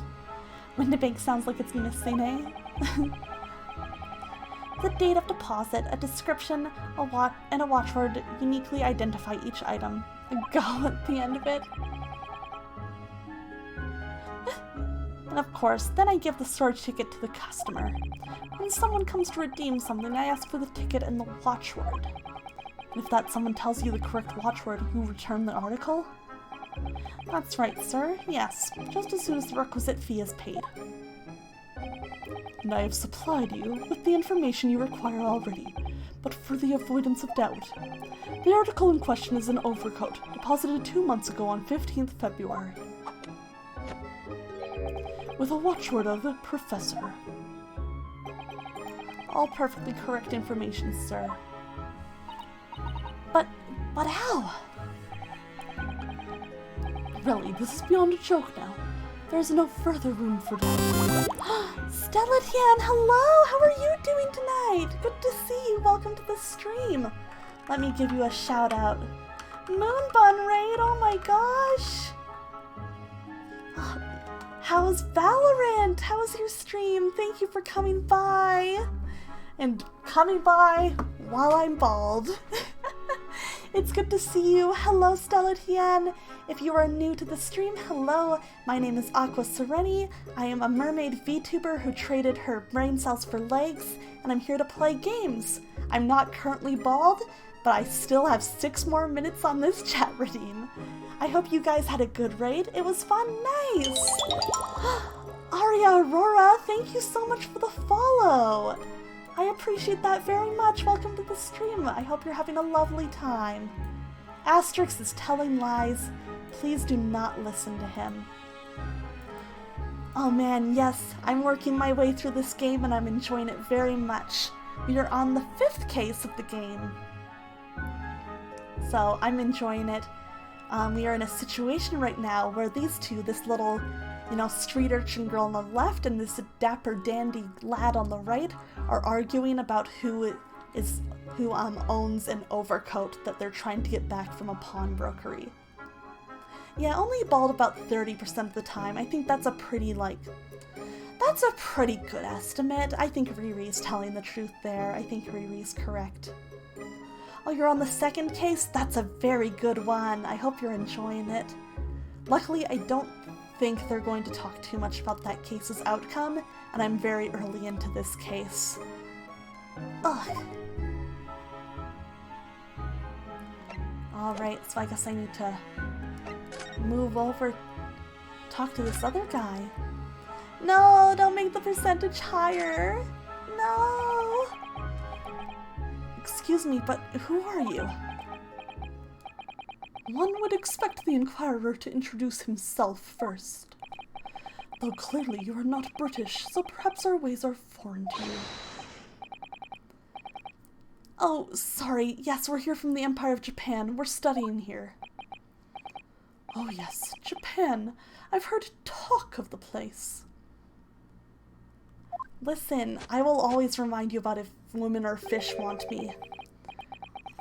Its inhabitants live on some fiery, brown-colored soup, dressed up with exotic spices. That is definitely not correct. You might be thinking of somewhere else. What was that theatrical gesticulation about? Perhaps. Anyway, if you are a gentleman, sir, you offer your own name first before inquiring after the name of another. Of course, yes. I'm Ryunosuke Naruhodo. I'm a lawyer, well, a student of law, really. Okay. Yes, the Adventure of the Runaway Room and the Adventure of the Clouded Kokoro. Yes, if it's Clouded Kokoro, that's just the case right before this one. So nice, we're pretty close then. Those are both good cases. I had fun with both of them very much. Yeah, when did a Joestar get here? He really does look like he belongs in JoJo, huh? Oh yes, Iris! Oh, I love her so much. She's such a cutie. You're probably on Clouded Kokoro then, because she comes in just like at the end of Runaway Murder. So that would make sense. Runaway Room. So it would make sense if you were like at the start of Clouded Kokoro. But yeah, she's so cute. She's such a sweetie. I love her design. She's so much fun. Ah, this game and its characters are so good. I love Ace Attorney so much. It's great. My name is Susato Mikotoba. I am Mr. Naruhodo's assistant. I see. My name is Benedict. Yes, Benedict Cumberbatch. No, it's hard. That's part of why I use stream, because streaming is helping me get through my backlog, and it's very nice to be able to do that. Alright, his name is actually Egert Benedict. God, Egert. He's Eggs Benedict. My god, I love Eggs Benedict. I could really go for some right now. Enchanté. He's so refined in how he holds himself and how he speaks, but that name is suspicious. Now to the matter at hand. You're calling him Benny and that's just that. Benny's a good nickname for him. Let's call him Benny. Right? Yeah, he looks like a JoJo character trying to be a J-pop idol. An egg in these trying times. Oh, Eggs Benedict is so good. It's like just savory and so nice. I like when I break the egg yolk and like it kind of soaks into like the bread and everything. Oh, and the sauce on it, it's so delicious. Definitely, if you go out to brunch to a place that has Eggs Benedict, I would recommend giving it a try, even just to see if you like it. It's very good. My overcoat, return it at once to someone with the style to carry it off. Oh my gosh, I'm so glad you like the Graha. He's my little guy. I love Graha Tia so much. He's my husband forever. He's so perfect. I care about him so much. Oh my god, if you're another Graha fan, you're definitely wonderful. Oh man, Kobes did a redeem too. So let's bring my wig back. There we go, I have hair again. And let's get La Creatura. Let's get my little buddy out here. Let's get him out here. He needs to come hang out too. My beautiful little guy. There he is. La Creatura. You nearly forgot about the fish part? Right, he's so cute. He was drawn by my friend Nilla. She is not actively streaming, but I'm gonna give her a shout out anyways, because Nilla is great. Every move he makes, every breath he takes, I can't stand watching him. Wait, fuck you! Fuck you, alright, watch this though. Watch what happens to La Creatura. Goodbye! Goodbye! Shoot, I actually did wig redeem for longer than I was supposed to. I'm supposed to only take that off for 5 minutes anyways. He flew away.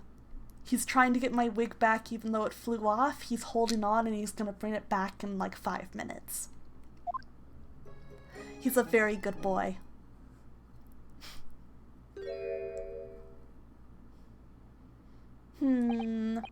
So, let that be an end to the matter.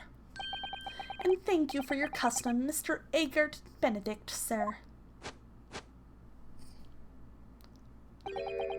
With such reasonable rates of interest, I may even decide to come back. Oh my god. Why did he move like that? This is why I ate grown-ups. Just because I'm a diver, everyone thinks that makes me a liar. Yeah, Benedict is a strange guy, isn't he? My goodness. In the contents of the coat pockets, if you please, broker. Yeah, right, I keep thinking he's Benedict Cumberbatch. I can't stop being like, oh, it's Benedict Cumberbatch. But of course, sir, here's the disc for you. Well, I guess they did kind of explain that a lot of people in London use it more like a bank to hold items securely. But it is kind of weird, you know? Just this one. Pardon, sir? I was expecting another. That is, I deposited another. Fucking liar. Another disc.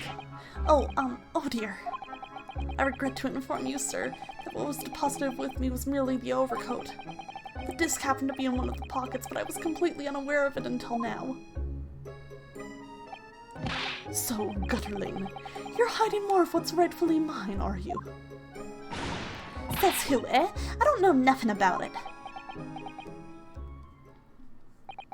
Very well. Then I shall bid you farewell. Say goodbye to style. Wait a minute. That disc! It's mine! Oh shit! What do you think you're doing, you little tramp? You've drawn blood, you filthy animal! Good, get his ass. Get him, girl! Oh my, yes, there's blood on the disc!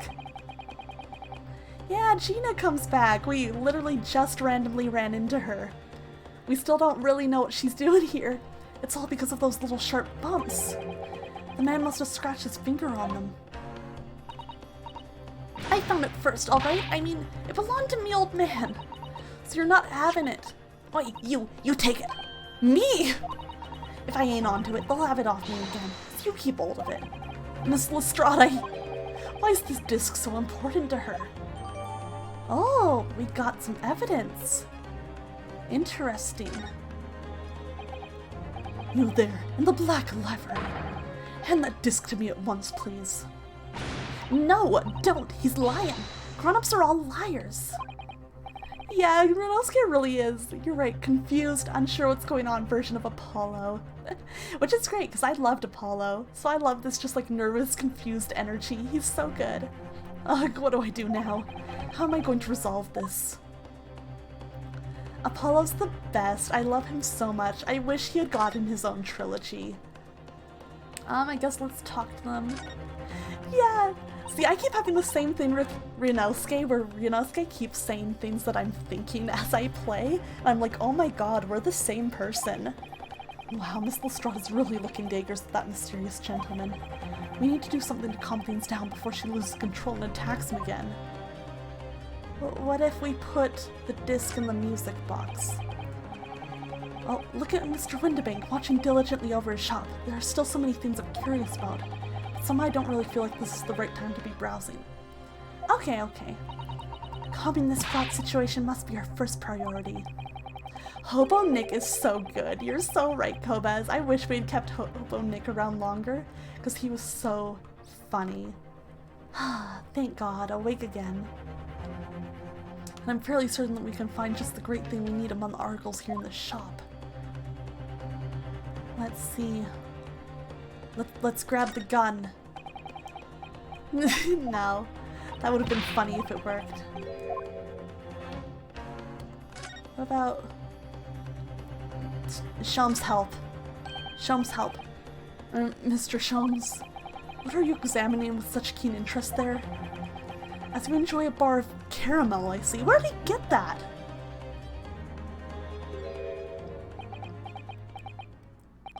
So, you found me at last, Mr. Naruhodo. I have known you've been there for a while. Sorry. Right? I love Sholmes. He's so good. Wait, is that a thinking man statue in the background? Sholmes, get out of the way. I need to take a look.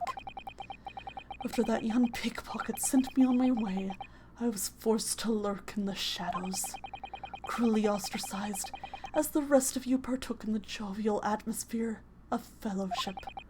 I had nothing to occupy my mind, but was too ashamed to let society see what my downfall had done to me. So, feigning mock interest, I pretended to examine the tedious trinkets in this desolate place. Whilst, as you shrewdly observed, gnawing on the only friend I have left, this 7% solution of caramel. Pray, do you claim to understand the depths of my despair, Mr. Naruhodo? But how could you? I was so lonely, so desperately lonely. Oh nice, I'm gonna have to look for those as soon as Sholmes gets out of the way. Then why on earth didn't you rejoin the conversation? Things have gone from bad to worse here, you know. Yes, I overheard much of your conversation. Or rather, in my craving for human contact, my ears devoured every word that was uttered. You really were sad, weren't you? Poor Mr. Sholmes. I feel simply awful for you. He's such a handful. He's such a problem. I love him.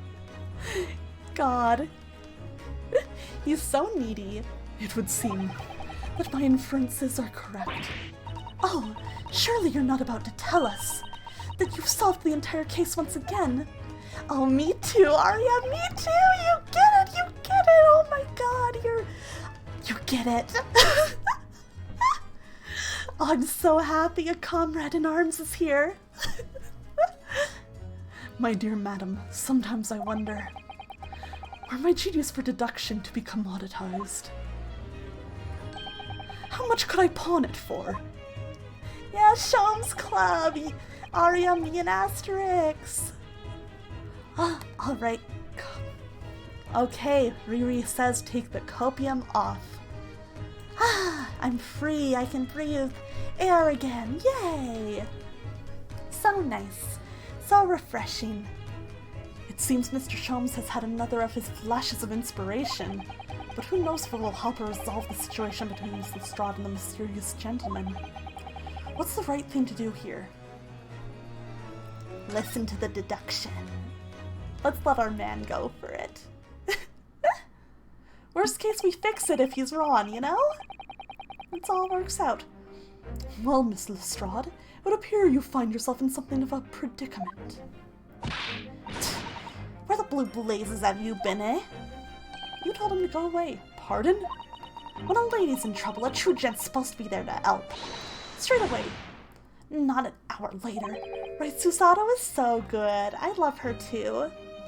This cast is just so great. I love this game. Harsh. And who, pray tell, are you? Mr. Egbert Benedict. You have, in my eyes, a veritably encyclopedic array of curiosities about your person. Nevertheless, there are two immovable conclusions I have drawn. I beg your pardon. Right, Ace Attorney's so good at that. I love the whole Ace Attorney series so much. They're great. The first is this. The true reason for your visit to this pawnbrokery today is something you have not yet revealed. Oh my god. Heart rules for Kitten Heart bedtime on school nights is 11 p.m.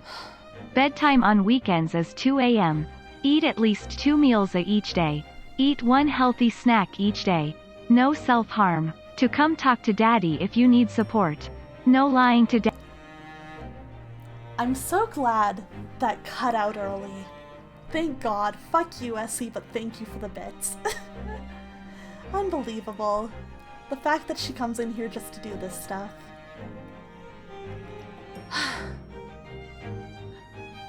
Right, yeah, I'd rather have a new game that focuses on Apollo or Athena rather than Phoenix. I do love Phoenix, but I would like...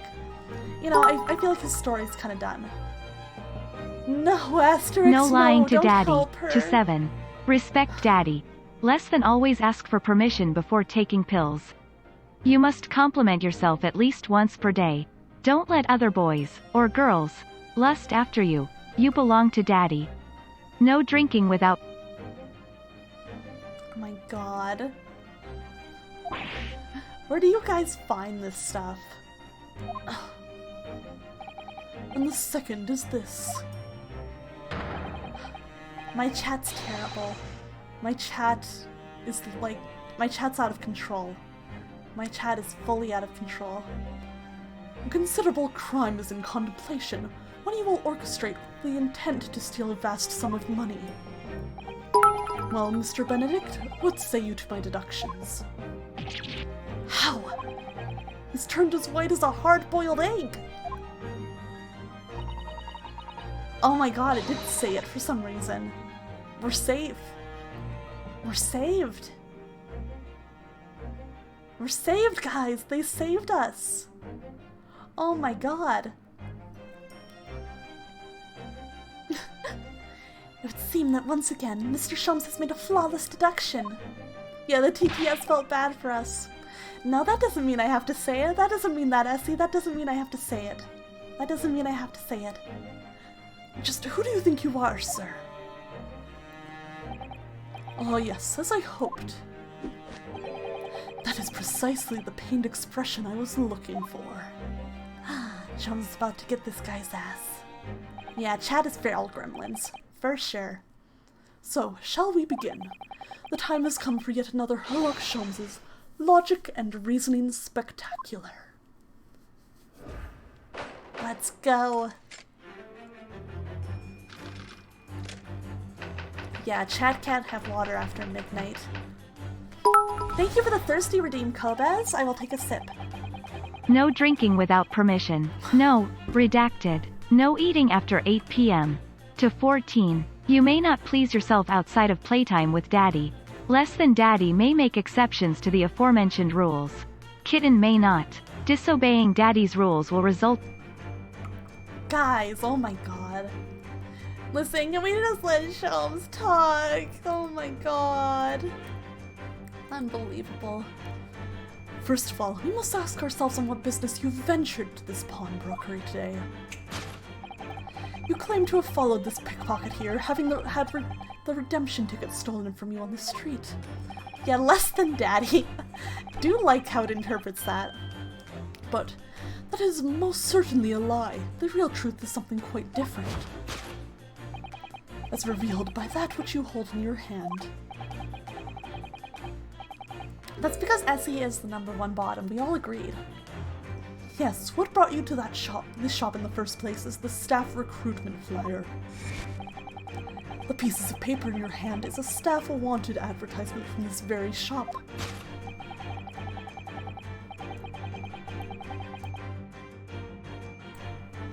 Yet even the most unobservant would soon realize that a man of your appearance has no need of such employ.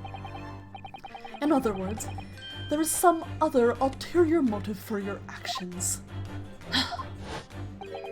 The cane which you unwittingly clutch to your person exhibits an incontrovertible contradiction.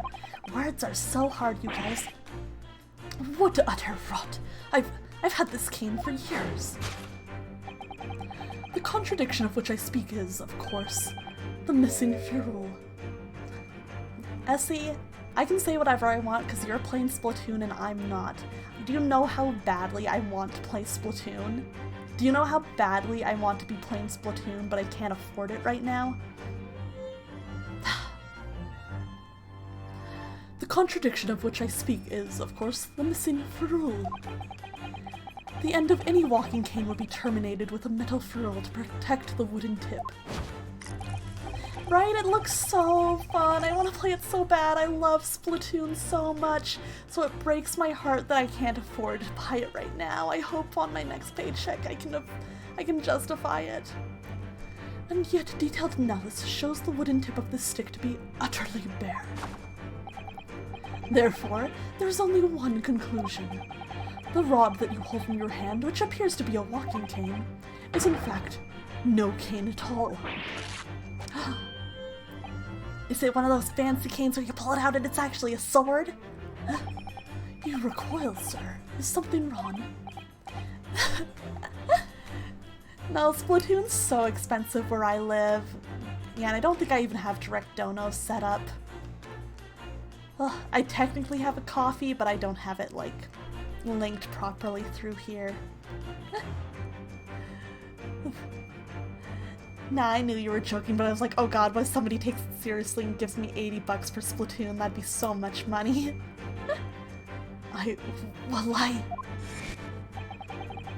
And in your recoiling, you inadvertently facilitate the answer of the next conundrum to present itself. Yeah, I'm in Canada. Namely, what is the truth behind this rod you wear? Yes, your reaction betrays the truth.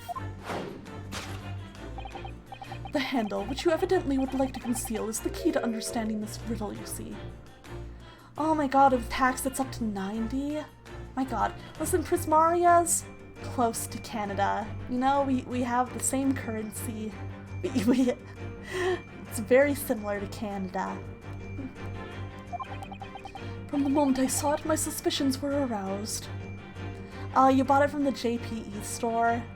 Oh, that's lucky. I'm jealous, Essie. You and your JPE store. You and your lived in Japan. What walking cane demands such a stout handle, mused I. But of course, as I said, this is no walking cane. No, that rod.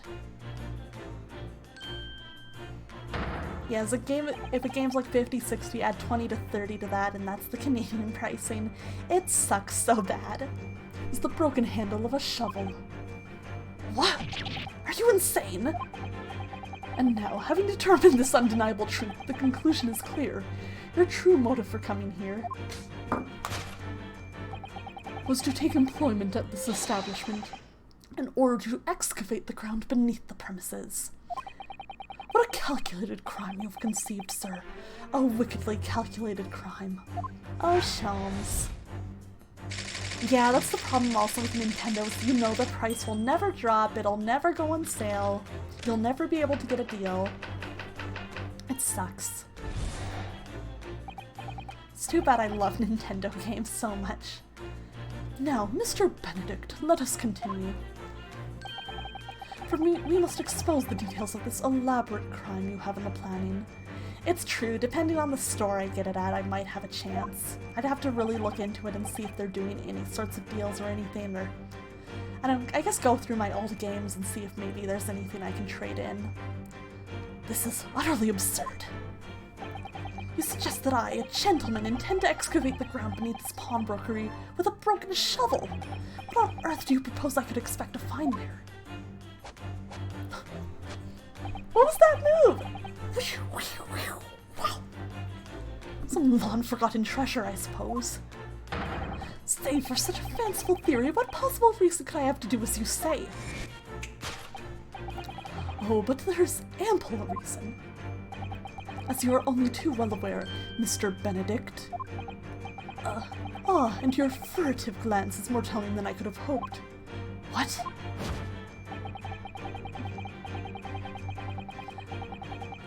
Let us consider what would motivate a man to infiltrate a shop such as this and covertly dig beneath its floor. I might have some gamer points, actually. I have one of those membership cards. I should look into what my balance is on there. The answer is revealed by the council notice on the counter to which your eyes were inadvertently drawn. This letter gives notice of public works to be carried out in the local area.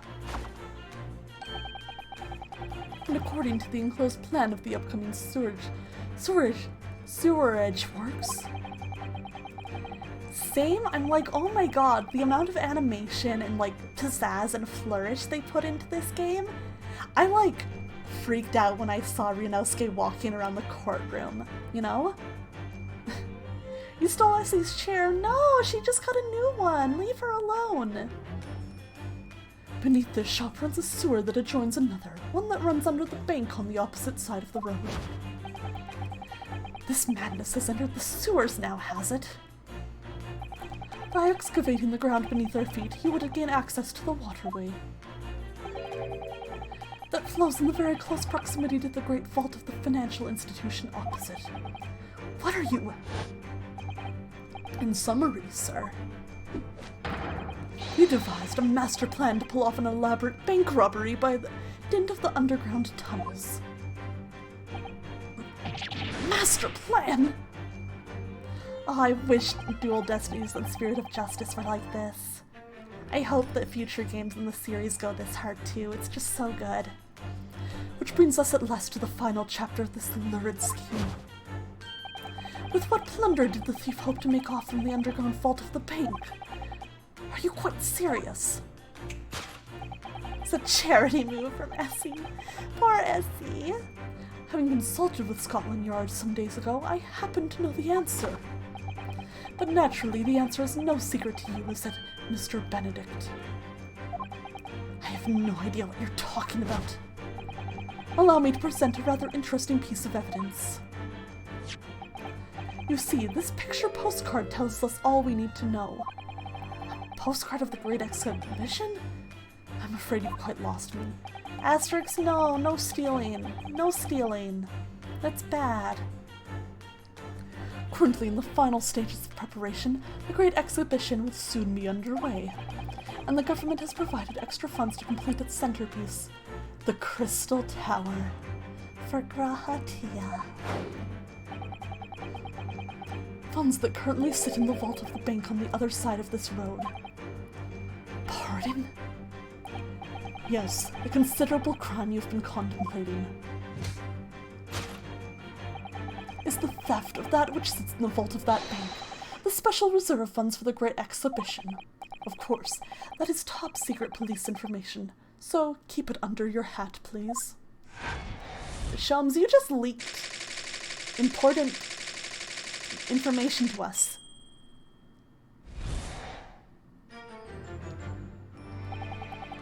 This concludes Herlock Sholm's great deduction of this pawnbroking puzzle. Well, he sure went for it. Mr. Sholmes? Well, Mr. Naruhodo? An impressively upbeat deduction for a detective racked with loneliness. Would you not agree? Was it true what you said about the bank over the road and what it has in its vault? Maple syrup heist? Sounds like something from Riverdale. Indeed, though few know of its existence, it is one of the government's most closely guarded secrets.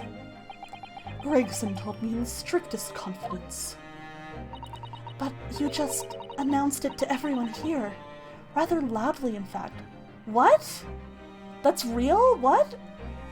What happened? I have never heard of this. What? Oh. And if it's such a big secret, how would Mr. Benedict have come to find out about it? Oh my god, I'm gonna need to research this later. There can be but one explanation for that. Clearly it is because the man is a criminal.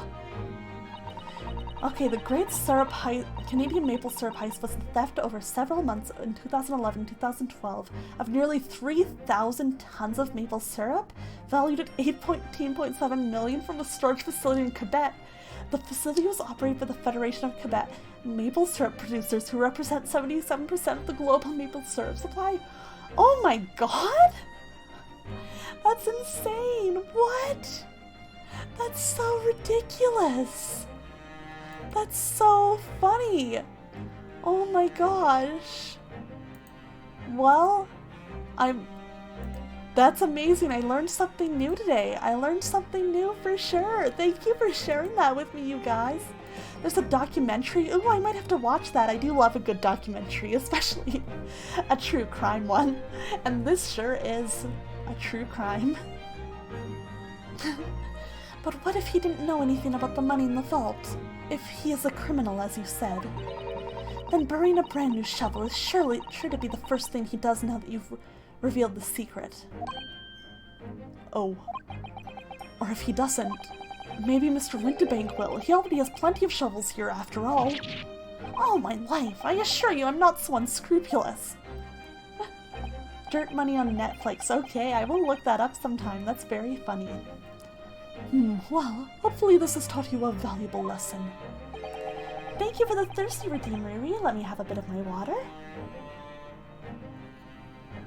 Sensitive information must be handled with the utmost of care. One can never be sure that someone privy to its secrets won't disclose them, and once the word is out, it's out.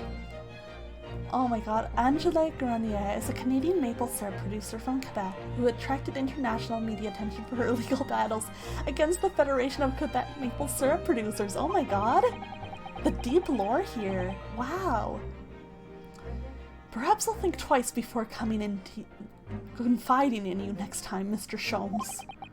An excellent idea, Mr. Naruhodo. An excellent idea. It's so chaotically Canadian. I love it. Well then, Mr. Naruhodo, you know what to do, I'm sure. Yes, let's listen to that great deduction again and see if we can massage it into shape. Let's do it. Let's massage Sholmes. Very well then. Let us start once more from the beginning. Of Herlock Sholmes, magnificent logic and reasoning spectacular. Juma, thank you so much for the follow. Welcome to the stream. I hope you're enjoying your time here, and it's very nice to meet you. Alright, let's fix this up. Okay. Claim to have followed this pickpocket here, having had the redemption ticket stolen from you on the street. He probably does, with all his posing and moving around. Okay, the real truth is quite different. So, they replaced the maple syrup with barrels of water, but the barrels of water that were picked would get marked up by the equipment where the maple syrup's ones wouldn't. Oh my gosh. That's wild. So by Mr. Sholmes' reasoning, Mr. Benedict came here in order to apply for a job so he could dig down through the floor. Yes, in an attempt to tunnel into the sewers to gain access to the money in the vault of the bank across the road. But he wouldn't get very far with a broken shovel, would he? No, I think it's fair to say his motive lies elsewhere. The question is, where? What did bring Mr. Benedict here at this particular point in time? Let's take a look. Oh, there's something on the back, scribbled writing. Oh, look at all the scribbled notes on the back of the flyer here. Oh man, I missed the dog picture. I'll have to go back in the VOD and look for that. I don't believe it. What is it? Listen to what it says. Name, Gina Lestrade, height 5'2". Oh, she's so short. Green cap, scruffy waistcoat, grubby white shirt, blue satchel, ragged. It's a detailed description of Miss Lestrade. Goodness. There's even a sketch of her, hat and all. Yeah, she was targeted. They were going after her specifically. Although if he showed it to her, she'd fire that smoke grenade launcher in his face for sure. And look, the details of this shop have been written down here too. Windibank Pawnbrokery, Baker Street, redemption deadline 15th April. Which is today's date. Why would Mr. Benedict have all that information scrawled on the back of that piece of paper? Oh. Well, let's present that. Take that.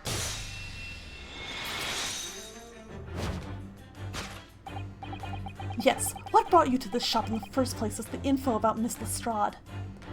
Aw, no asterisks. Endwalker's gonna make you cry a lot. Keep crying, asterisks. Cry forever.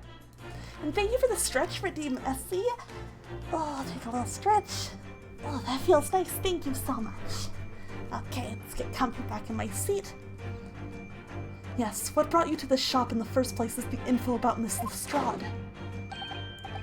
Quite so, my dear fellow. It would appear that the writing and sketch on the reverse of the flyer pertain to the pickpocket Miss Lestrade and to Mr. Windibank's pawnbrokery here. Ah. You originally told us. Same, I cried so much during both Shadowbringers and Endwalker. Heavensward I mostly cried like a 3.3 is when my Heavensward tears really came out, you know? And then Shadowbringers and Endwalker was like, it was over for me. I was just crying all the time. It's a great time. So good. That you had merely given chase after Miss Lestrade stole the redemption ticket from you. But that, sir, is a thinly veiled lie. It is the information on the back of the flyer that led you here today, by which I mean. We're not going to talk about Endwalker spoilers here because there are a lot of people who have not gotten there yet. I think I'm going to say it's okay to talk about up to like the start of Stormblood because that's where some of the other members of my VTuber circle are in. But anything after that, we're going to try and be a little quiet or like at least vague on, just for the sake of making sure nobody gets spoiled. Here, to Windibank's pawnbrokery and today the redemption deadline of that overcoat. So you waited outside for the young girl matching the description you have written down to arrive. Now I appreciate you asking, always good to know. Spoilers are more off limits when I do stream Final Fantasy myself, but I mostly just do that when, you know, a big new story patch drops, which is always fun. And you have gone to some lengths to hide the reason for your pursuit of Miss Lestrade. In other words, there's some ulterior motive for your actions. The cane, which you unwittingly clutched to your person, exhibits an incontrovertible contradiction. Nice. Let's see. Now what can we find? Oh wait, the cane says AG on it. That's weird. That's weird. I think that's what we're gonna have to point out. What's a ferrule? It's the metal cap commonly found on the end of a cane, Mr. Naruhodo. Riri just thinking about her husband, Hien. But the bit that makes the nice clacking sound on the pavement. Yes, exactly. And Mr. Shums is right, it appears to be missing on this cane. But it doesn't actually look broken, does it? No, it doesn't. Though the gentleman certainly did recoil when Mr. Shums identified the cane as suspicious. Luckily, saying Hien exists is fine. You can yell about him, you can scream his name all you want. In other words, there's some secret about the cane that Mr. Benedict would rather we don't know. Okay, I'm gonna first... Come on. Show me. check this out. Let's look at this initialing. Look here, Miss Susato. There are some letters on the handle. Ah, yes, those must be initials, I think. Search the dog? Okay, give me a second. In the West, it's customary for people to engrave their belongings with the first letters of their names. So Herlock Sholmes would be HS, you mean? That's right. And the initials on this cane, obviously. Oh. AG. Why does it feel as though that's not quite right? Okay, where's the G? Or where's the dog? Where's the dog at? Where's that dog at? I don't see the dog. Where's the dog at? Where's that dog? On the table.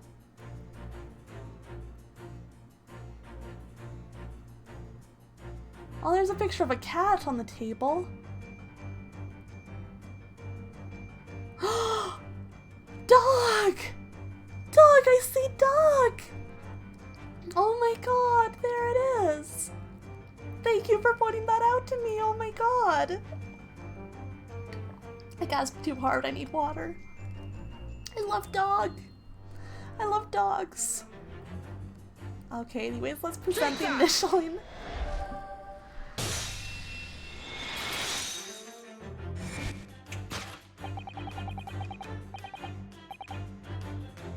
Thank you for the thirsty redeem, Kobes.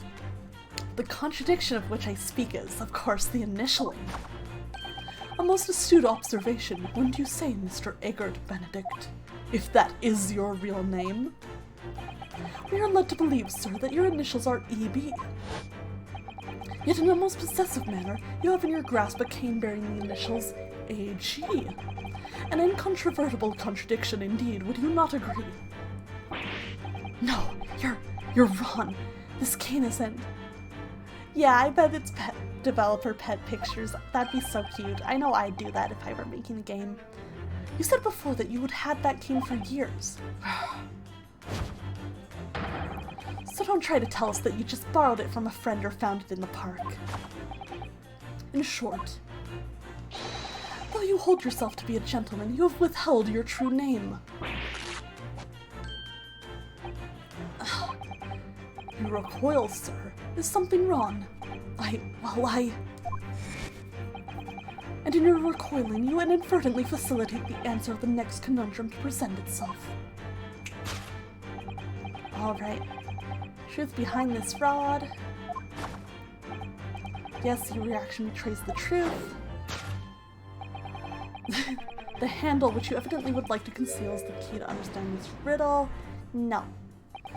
Let's consider the bare bones of what's happened here. Miss Lestrade redeemed that fine-looking overcoat, and now a mysterious man has appeared, introducing himself with a fake name, and claiming that the overcoat belongs to him. But we know that he actually identified Miss Lestrade from a written description, which suggests that everything else he's told us is untrue. So what we need to do here is somehow prove that the overcoat cannot possibly belong to him. Okay, let's see. Oh, it has a little seam split. It doesn't fit him right. Oh, the seam on the shoulder there is coming apart. Look. So it is. Do you know, a moment ago when Mr. Benedict was surprised by something that was said, I thought I heard him make a rather strange noise. It sounded a bit like a tiny growl, but now I think it was probably the sound of the seam ripping open. If you look closely, it does seem to be a very tight fit. It doesn't fit him. The sleeves are stretched bursting and he wouldn't have a hope of fastening it at the front. If he were to run around in it, I'm sure the whole thing would fall apart. That I'd like to see. Me too, Susato. Sorry. So how can we make Mr. Benedict run around? She's really giving this some thought. I love her. She's so great. Alright. Take that!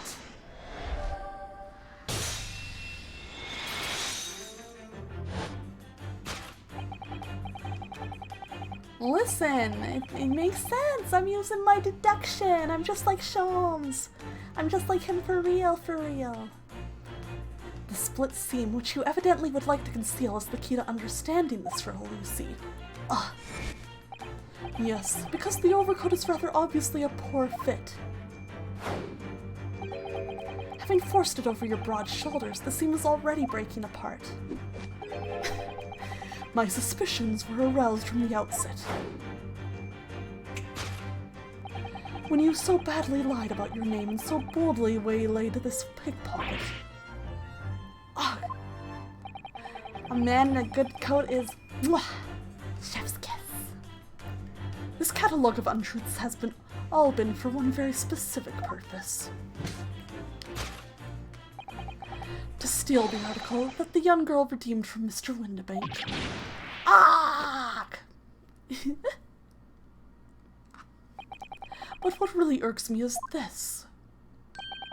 The considerable crime I initially imagined has been considerably curtailed. Alright then, what crime was he aiming for? Let's figure it out.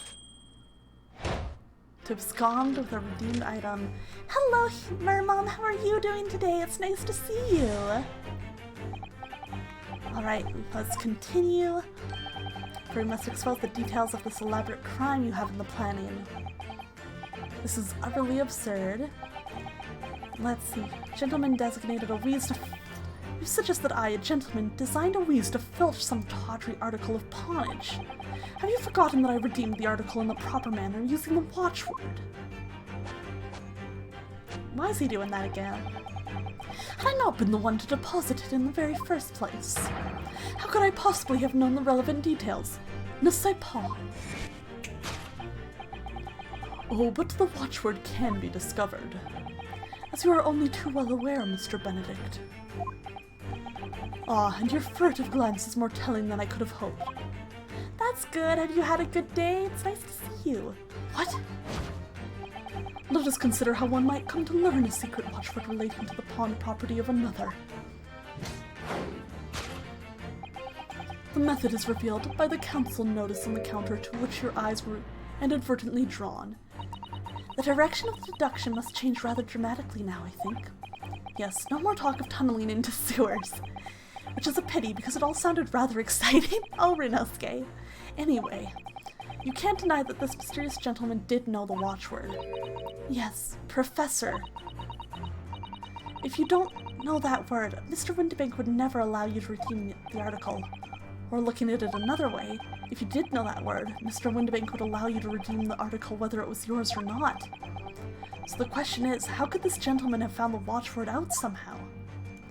Okay, let's take a look. What's on the notelet? Do you have watchwords on here? Look at this, Miss Susato.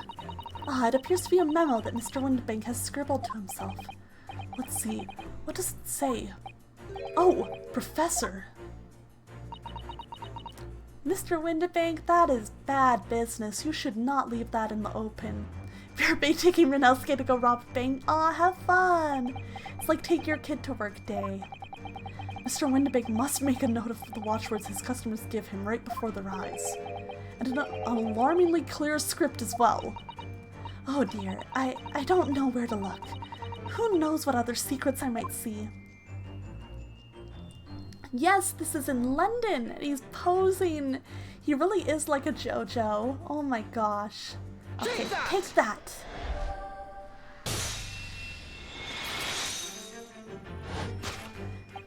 The method is revealed by the notelet on the counter to which your eyes were inadvertently drawn. Yes, the broker here follows the same procedure whenever a customer comes to redeem an article.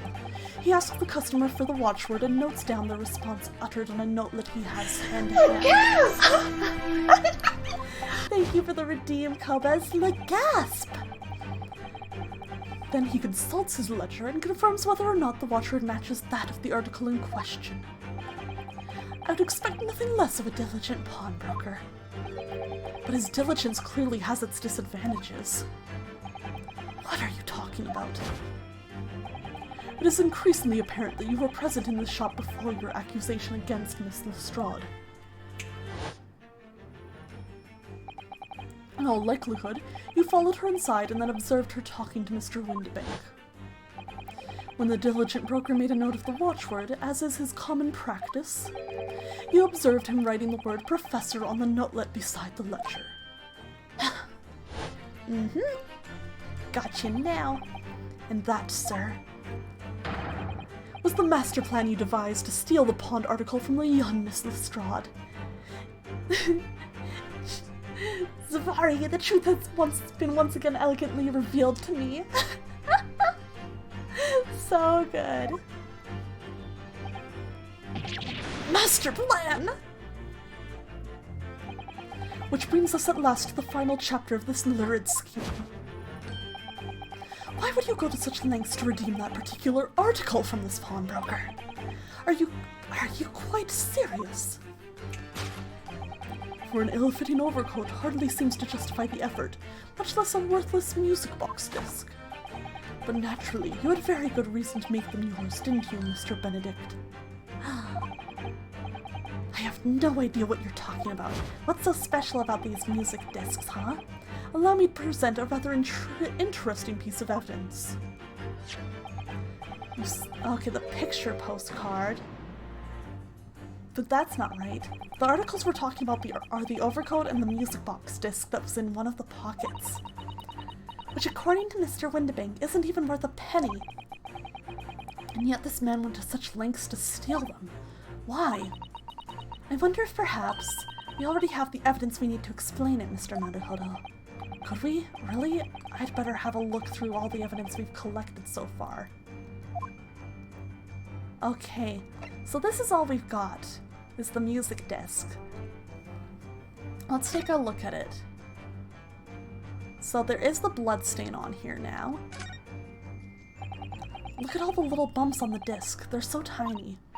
Yes, the protrusions are called pins, and they pluck the teeth of the comb to make notes. And just on the edge, there's a small amount of blood. Yes, the blood of the mysterious Mr. Egbert Benedict. Wait, it also has blonde. Now I'm just waiting for him to say you thought it was Benedict, but it was I, Dio. Well, we did find out this guy's using a fake name. So who knows? It would be great if he was Dio. Miss Lestrade tried to grab the disc from him. The pin scratched his fingers, it seems. Like when you're grating some daikon radish and accidentally catch your finger. Ouch! Ouch! Ouch, just thinking about it hurts. And puts me off eating radish. Once again, Ryanovsky and I are the same fucking person. It's really funny. Anything for McGilded? Oh, there's a little scrap of paper stuck onto the reverse side of the disc, look! And a scribbled word or two. It looks like somebody's name.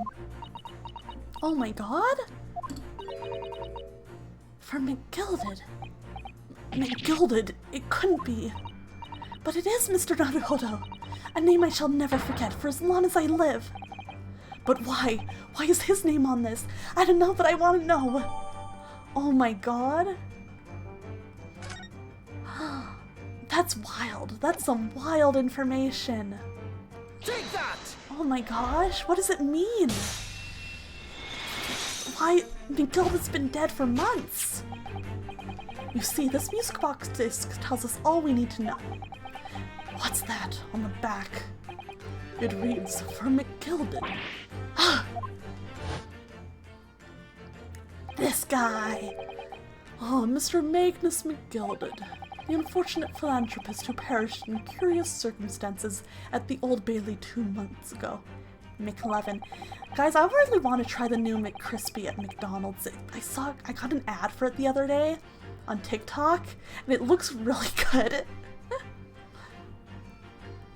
A prominent man in London, though his loan-mongering demonstrated a distinct lack of scruples. Yeah, he was like Irish Willy Wonka. So, you're an associate of his, are you? Or perhaps a subordinate? Mr. McGilded was a man of unusually small stature. In fact, he was precisely the right size for that overcoat that you squeezed yourself into. Right? It looks tasty. I want to try it super bad. Ugh.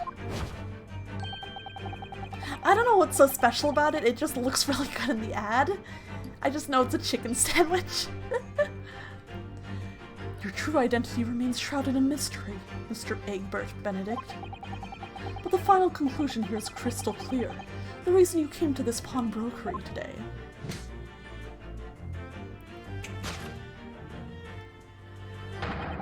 was is to retrieve an article left behind by the late Magnus McGilded. Arrgh! Oh shit. I didn't expect this to get into that. Yeah, probably crispy in comparison to the regular McChicken. That would make sense. Deduction complete. Elementary. My dear Ryunosuke. Well, Mr. Magnus McGilded. Not a name I expected to hear in these circumstances. What do you guys like to order from McDonald's? I usually get McNuggets, but like I said, the McCrispies tempting me. Mr. Shelms, I'm afraid there's something very troubling on my mind. Pray tell, Miss Susato. Well, according to what Mr. Winterbank told us earlier, depends on the day. Oh, nice, you get variety. You're smarter than me. I'm just like, nugget, please. Today was the final day on which the coat would have been redeemed, was it not? Or could have been redeemed. Yes, ma'am, that is correct. Today would be precisely 2 months since it was first deposited. Well, today is 15th April, so 2 months ago today. Was that the trial? Would have been 15th February, sir. That's right. It's all carefully recorded in my ledger. Deposited at 10:30 p.m., I see. Usually a Big Mac, no lettuce, large fries, and large root beer. Ooh, nice. Nuggets, a chicken wrap, sometimes McChicken, and M&M's McFlurry. Ooh, those both sound good. What? But that suggests... Yes, 15th February is precisely the day on which the omnibus murder took place. Oh my gosh. And 10:30 in the evening is precisely the time at which the terrible events were unfolding. What? Suggestive is not the word. It would seem the matter is entirely beyond coincidence. Oh fuck, what? What does it mean? You are of course at liberty to make whatever outlandish deductions you choose. However... Oh fuck! I must insist you hand over the music box disc now. It would be a terrible shame for you to return to your native land in a box. What do I do? Chat, what do we do? Oh god, I'm nervous.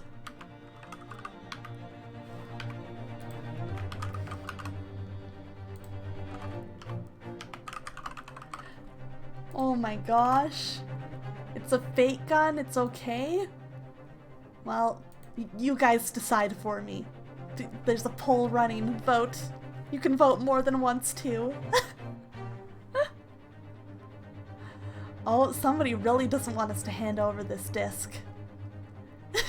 No, Essie, I always listen to you. You're the smartest person I know. You're so smart. You're so intelligent, Essie. True, I could. Let's open some options. Wow, we're gonna do a little save. We're gonna do a little save. Yeah, perfect. Oh my gosh, it is overwhelmingly do not hand it over though. Oh my god. It's funny because either you guys feel really strongly about how we should not give this disc to him, or you just want to see if Ryunosuke's gonna actually get shot. Both of which are very funny to me. It is the only laser disc we got. Both? Fair enough. Yeah, why not both? That's great. You know, fair enough. Very fair, very fair. Imagine Aqua, you nurse Ryunosuke back to health? Is that your fantasy, Kobez? Do you want to be at Ryunosuke's side as he recovers? That's so sweet and romantic. Aw. What is this, Essie? What is this video? How do you decide between crunchy and soft tacos? ¿Por qué no los dos? Old El Paso, hard and soft tacos. Feed your fiesta. I love that commercial. It was always good. Helping a pal. Alright. There we go. Absolutely not. The vote is decided. 100 votes. Asterix did 96 of them. There are some things a man must protect at all costs. This may well be one of those things. Then again, it may not. Oh shit! Oh my god, we're gonna have a shoot-off! Mr. Windibank! This is my shop. I can't allow any harm to come to my customers. If that were to happen, I should have to take my own life. Mr. Windibank, no! Alright, that's enough. Who? Inspector Gregson? How'd you know? Inspector? That's right, Sunshine. The alarm was raised on one of our dedicated emergency lines. So we got here as fast as we could. Now what's all this about, eh? Oh, praise be, you're here at last. I was moments away from forfeiting my own life in my very own establishment. Yeah, I thought Windibank was gonna shoot him dead, and I was about to be like, whoa! Windibank's harder than I thought. But he just called the police. Yeah, same Asterix. I was like, oh shit, they're gonna have like a standoff, and there's gonna be a shootout, and Windibank's gonna fucking kill this guy. But that's not what happened. It would seem you have the upper hand. Oh my god. Windibank was like John Wick. Right, you lot have got some explaining to do. I don't appreciate being bothered with some petty argy-bargy. Petty? Mr. Windibank very nearly met with his end. The dog picture was a hint. Yeah, by his own gun as far as I can tell. Oh dear. And on the whole, Britain could meet with its end if I don't get to the bottom of the case I'm supposed to be working on. What are you working on? What? What on earth is a case, Inspector? Spare no detail, Gregson. I might have said a little too much. No matter, it's nothing to do with you lot. Anyway, sir, you're gonna have to come with me down to the station. But of course, Inspector. Ah! He's getting away! Get after him, lads! Whistle the beat officer too! Sir! Oh shit, he's escaping! Oh fuck! There's been a spate of thefts at pawn shops around here recently, so we fitted emergency buttons underneath the counters for brokers to let us know when there's trouble. Oh, Inspector, I was very worried there for a while, very worried indeed. Now then, Mr. Permanently in Mourning. Oh, yes? I'll be taking that whatever it is of McGilded's down to the yard, thank you very much. I guess he did flashbang us with his coat, so hand it over. Oh, yes, of course. No, don't give it to him. It's mine, that is, mine! I'm sorry, miss, but anything belonging to McGilded has to be taken in as evidence now. As evidence? Yeah, he's eating potato wedges, he's having fish and chips. If the police demand something as evidence, my dear fellow, we have no choice but to capitulate. Is something happening with McGilded again? Even though he's dead? Are they revisiting something? It's all yours, Inspector. Yeah, they are infinite. Whenever he takes a bite, eventually they grow back. And so we handed Mr. McGilded's disc over to Inspector Gregson, and were summarily turfed out of the shop and onto the street. No, I could take him in a fight. He won't eat this fish so easy. Man, to be continued. What a session, huh? That felt like really low stakes and just kind of almost like I was like wondering, is this a filler case before the final case? And then it got really real at the end there. Oh my god. That was so fun. Oh, Riri, you'll help fight the Popo? Awesome. I knew I could rely on you. You're the best. Alright though, so that is where we'll leave off stream today. Thank you guys so much for coming. I appreciate it. I hope you all had lots of fun. Alright, so we will need to raid someone. Yeah, thank you all for coming even though it was late. Do you guys have any suggestions on a raid message? Any suggestions on who to raid? I am always open to taking those. I have a few ideas in my head, but I always do like to hear new ones. I'm gonna also just double check, is anybody playing Ace Attorney tonight?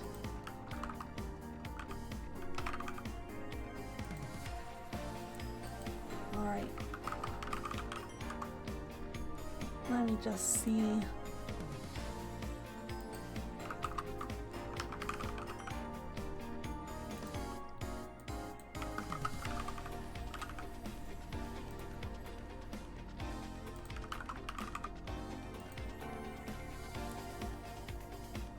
Let's see. Snack is always good, but I'm like, oh, I've rated Snack like so much lately. Maybe I should pass the love on to someone. You thought it was Egbert, but it was I the raid? I like that one. Okay, that's a good one, Kobez. I will take that suggestion for sure. Alright. Let me just see here. You know what? Let's raid somebody who I just found fairly recently. Peachy, a bunny VTuber I've recently met, is playing Tower of Fantasy. So let's give them a raid. So let me just make sure I've got their username right.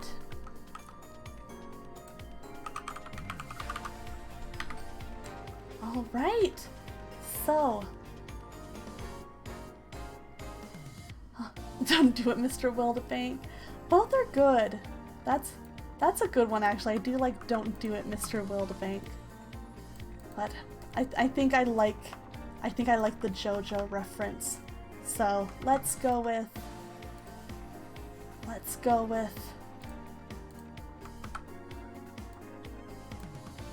I know, right? Bunny VTubers are so many. It's very funny. But feel free to raid any way you guys want. Thank you so much for coming, and I hope you all have a very wonderful night. It was great to see you.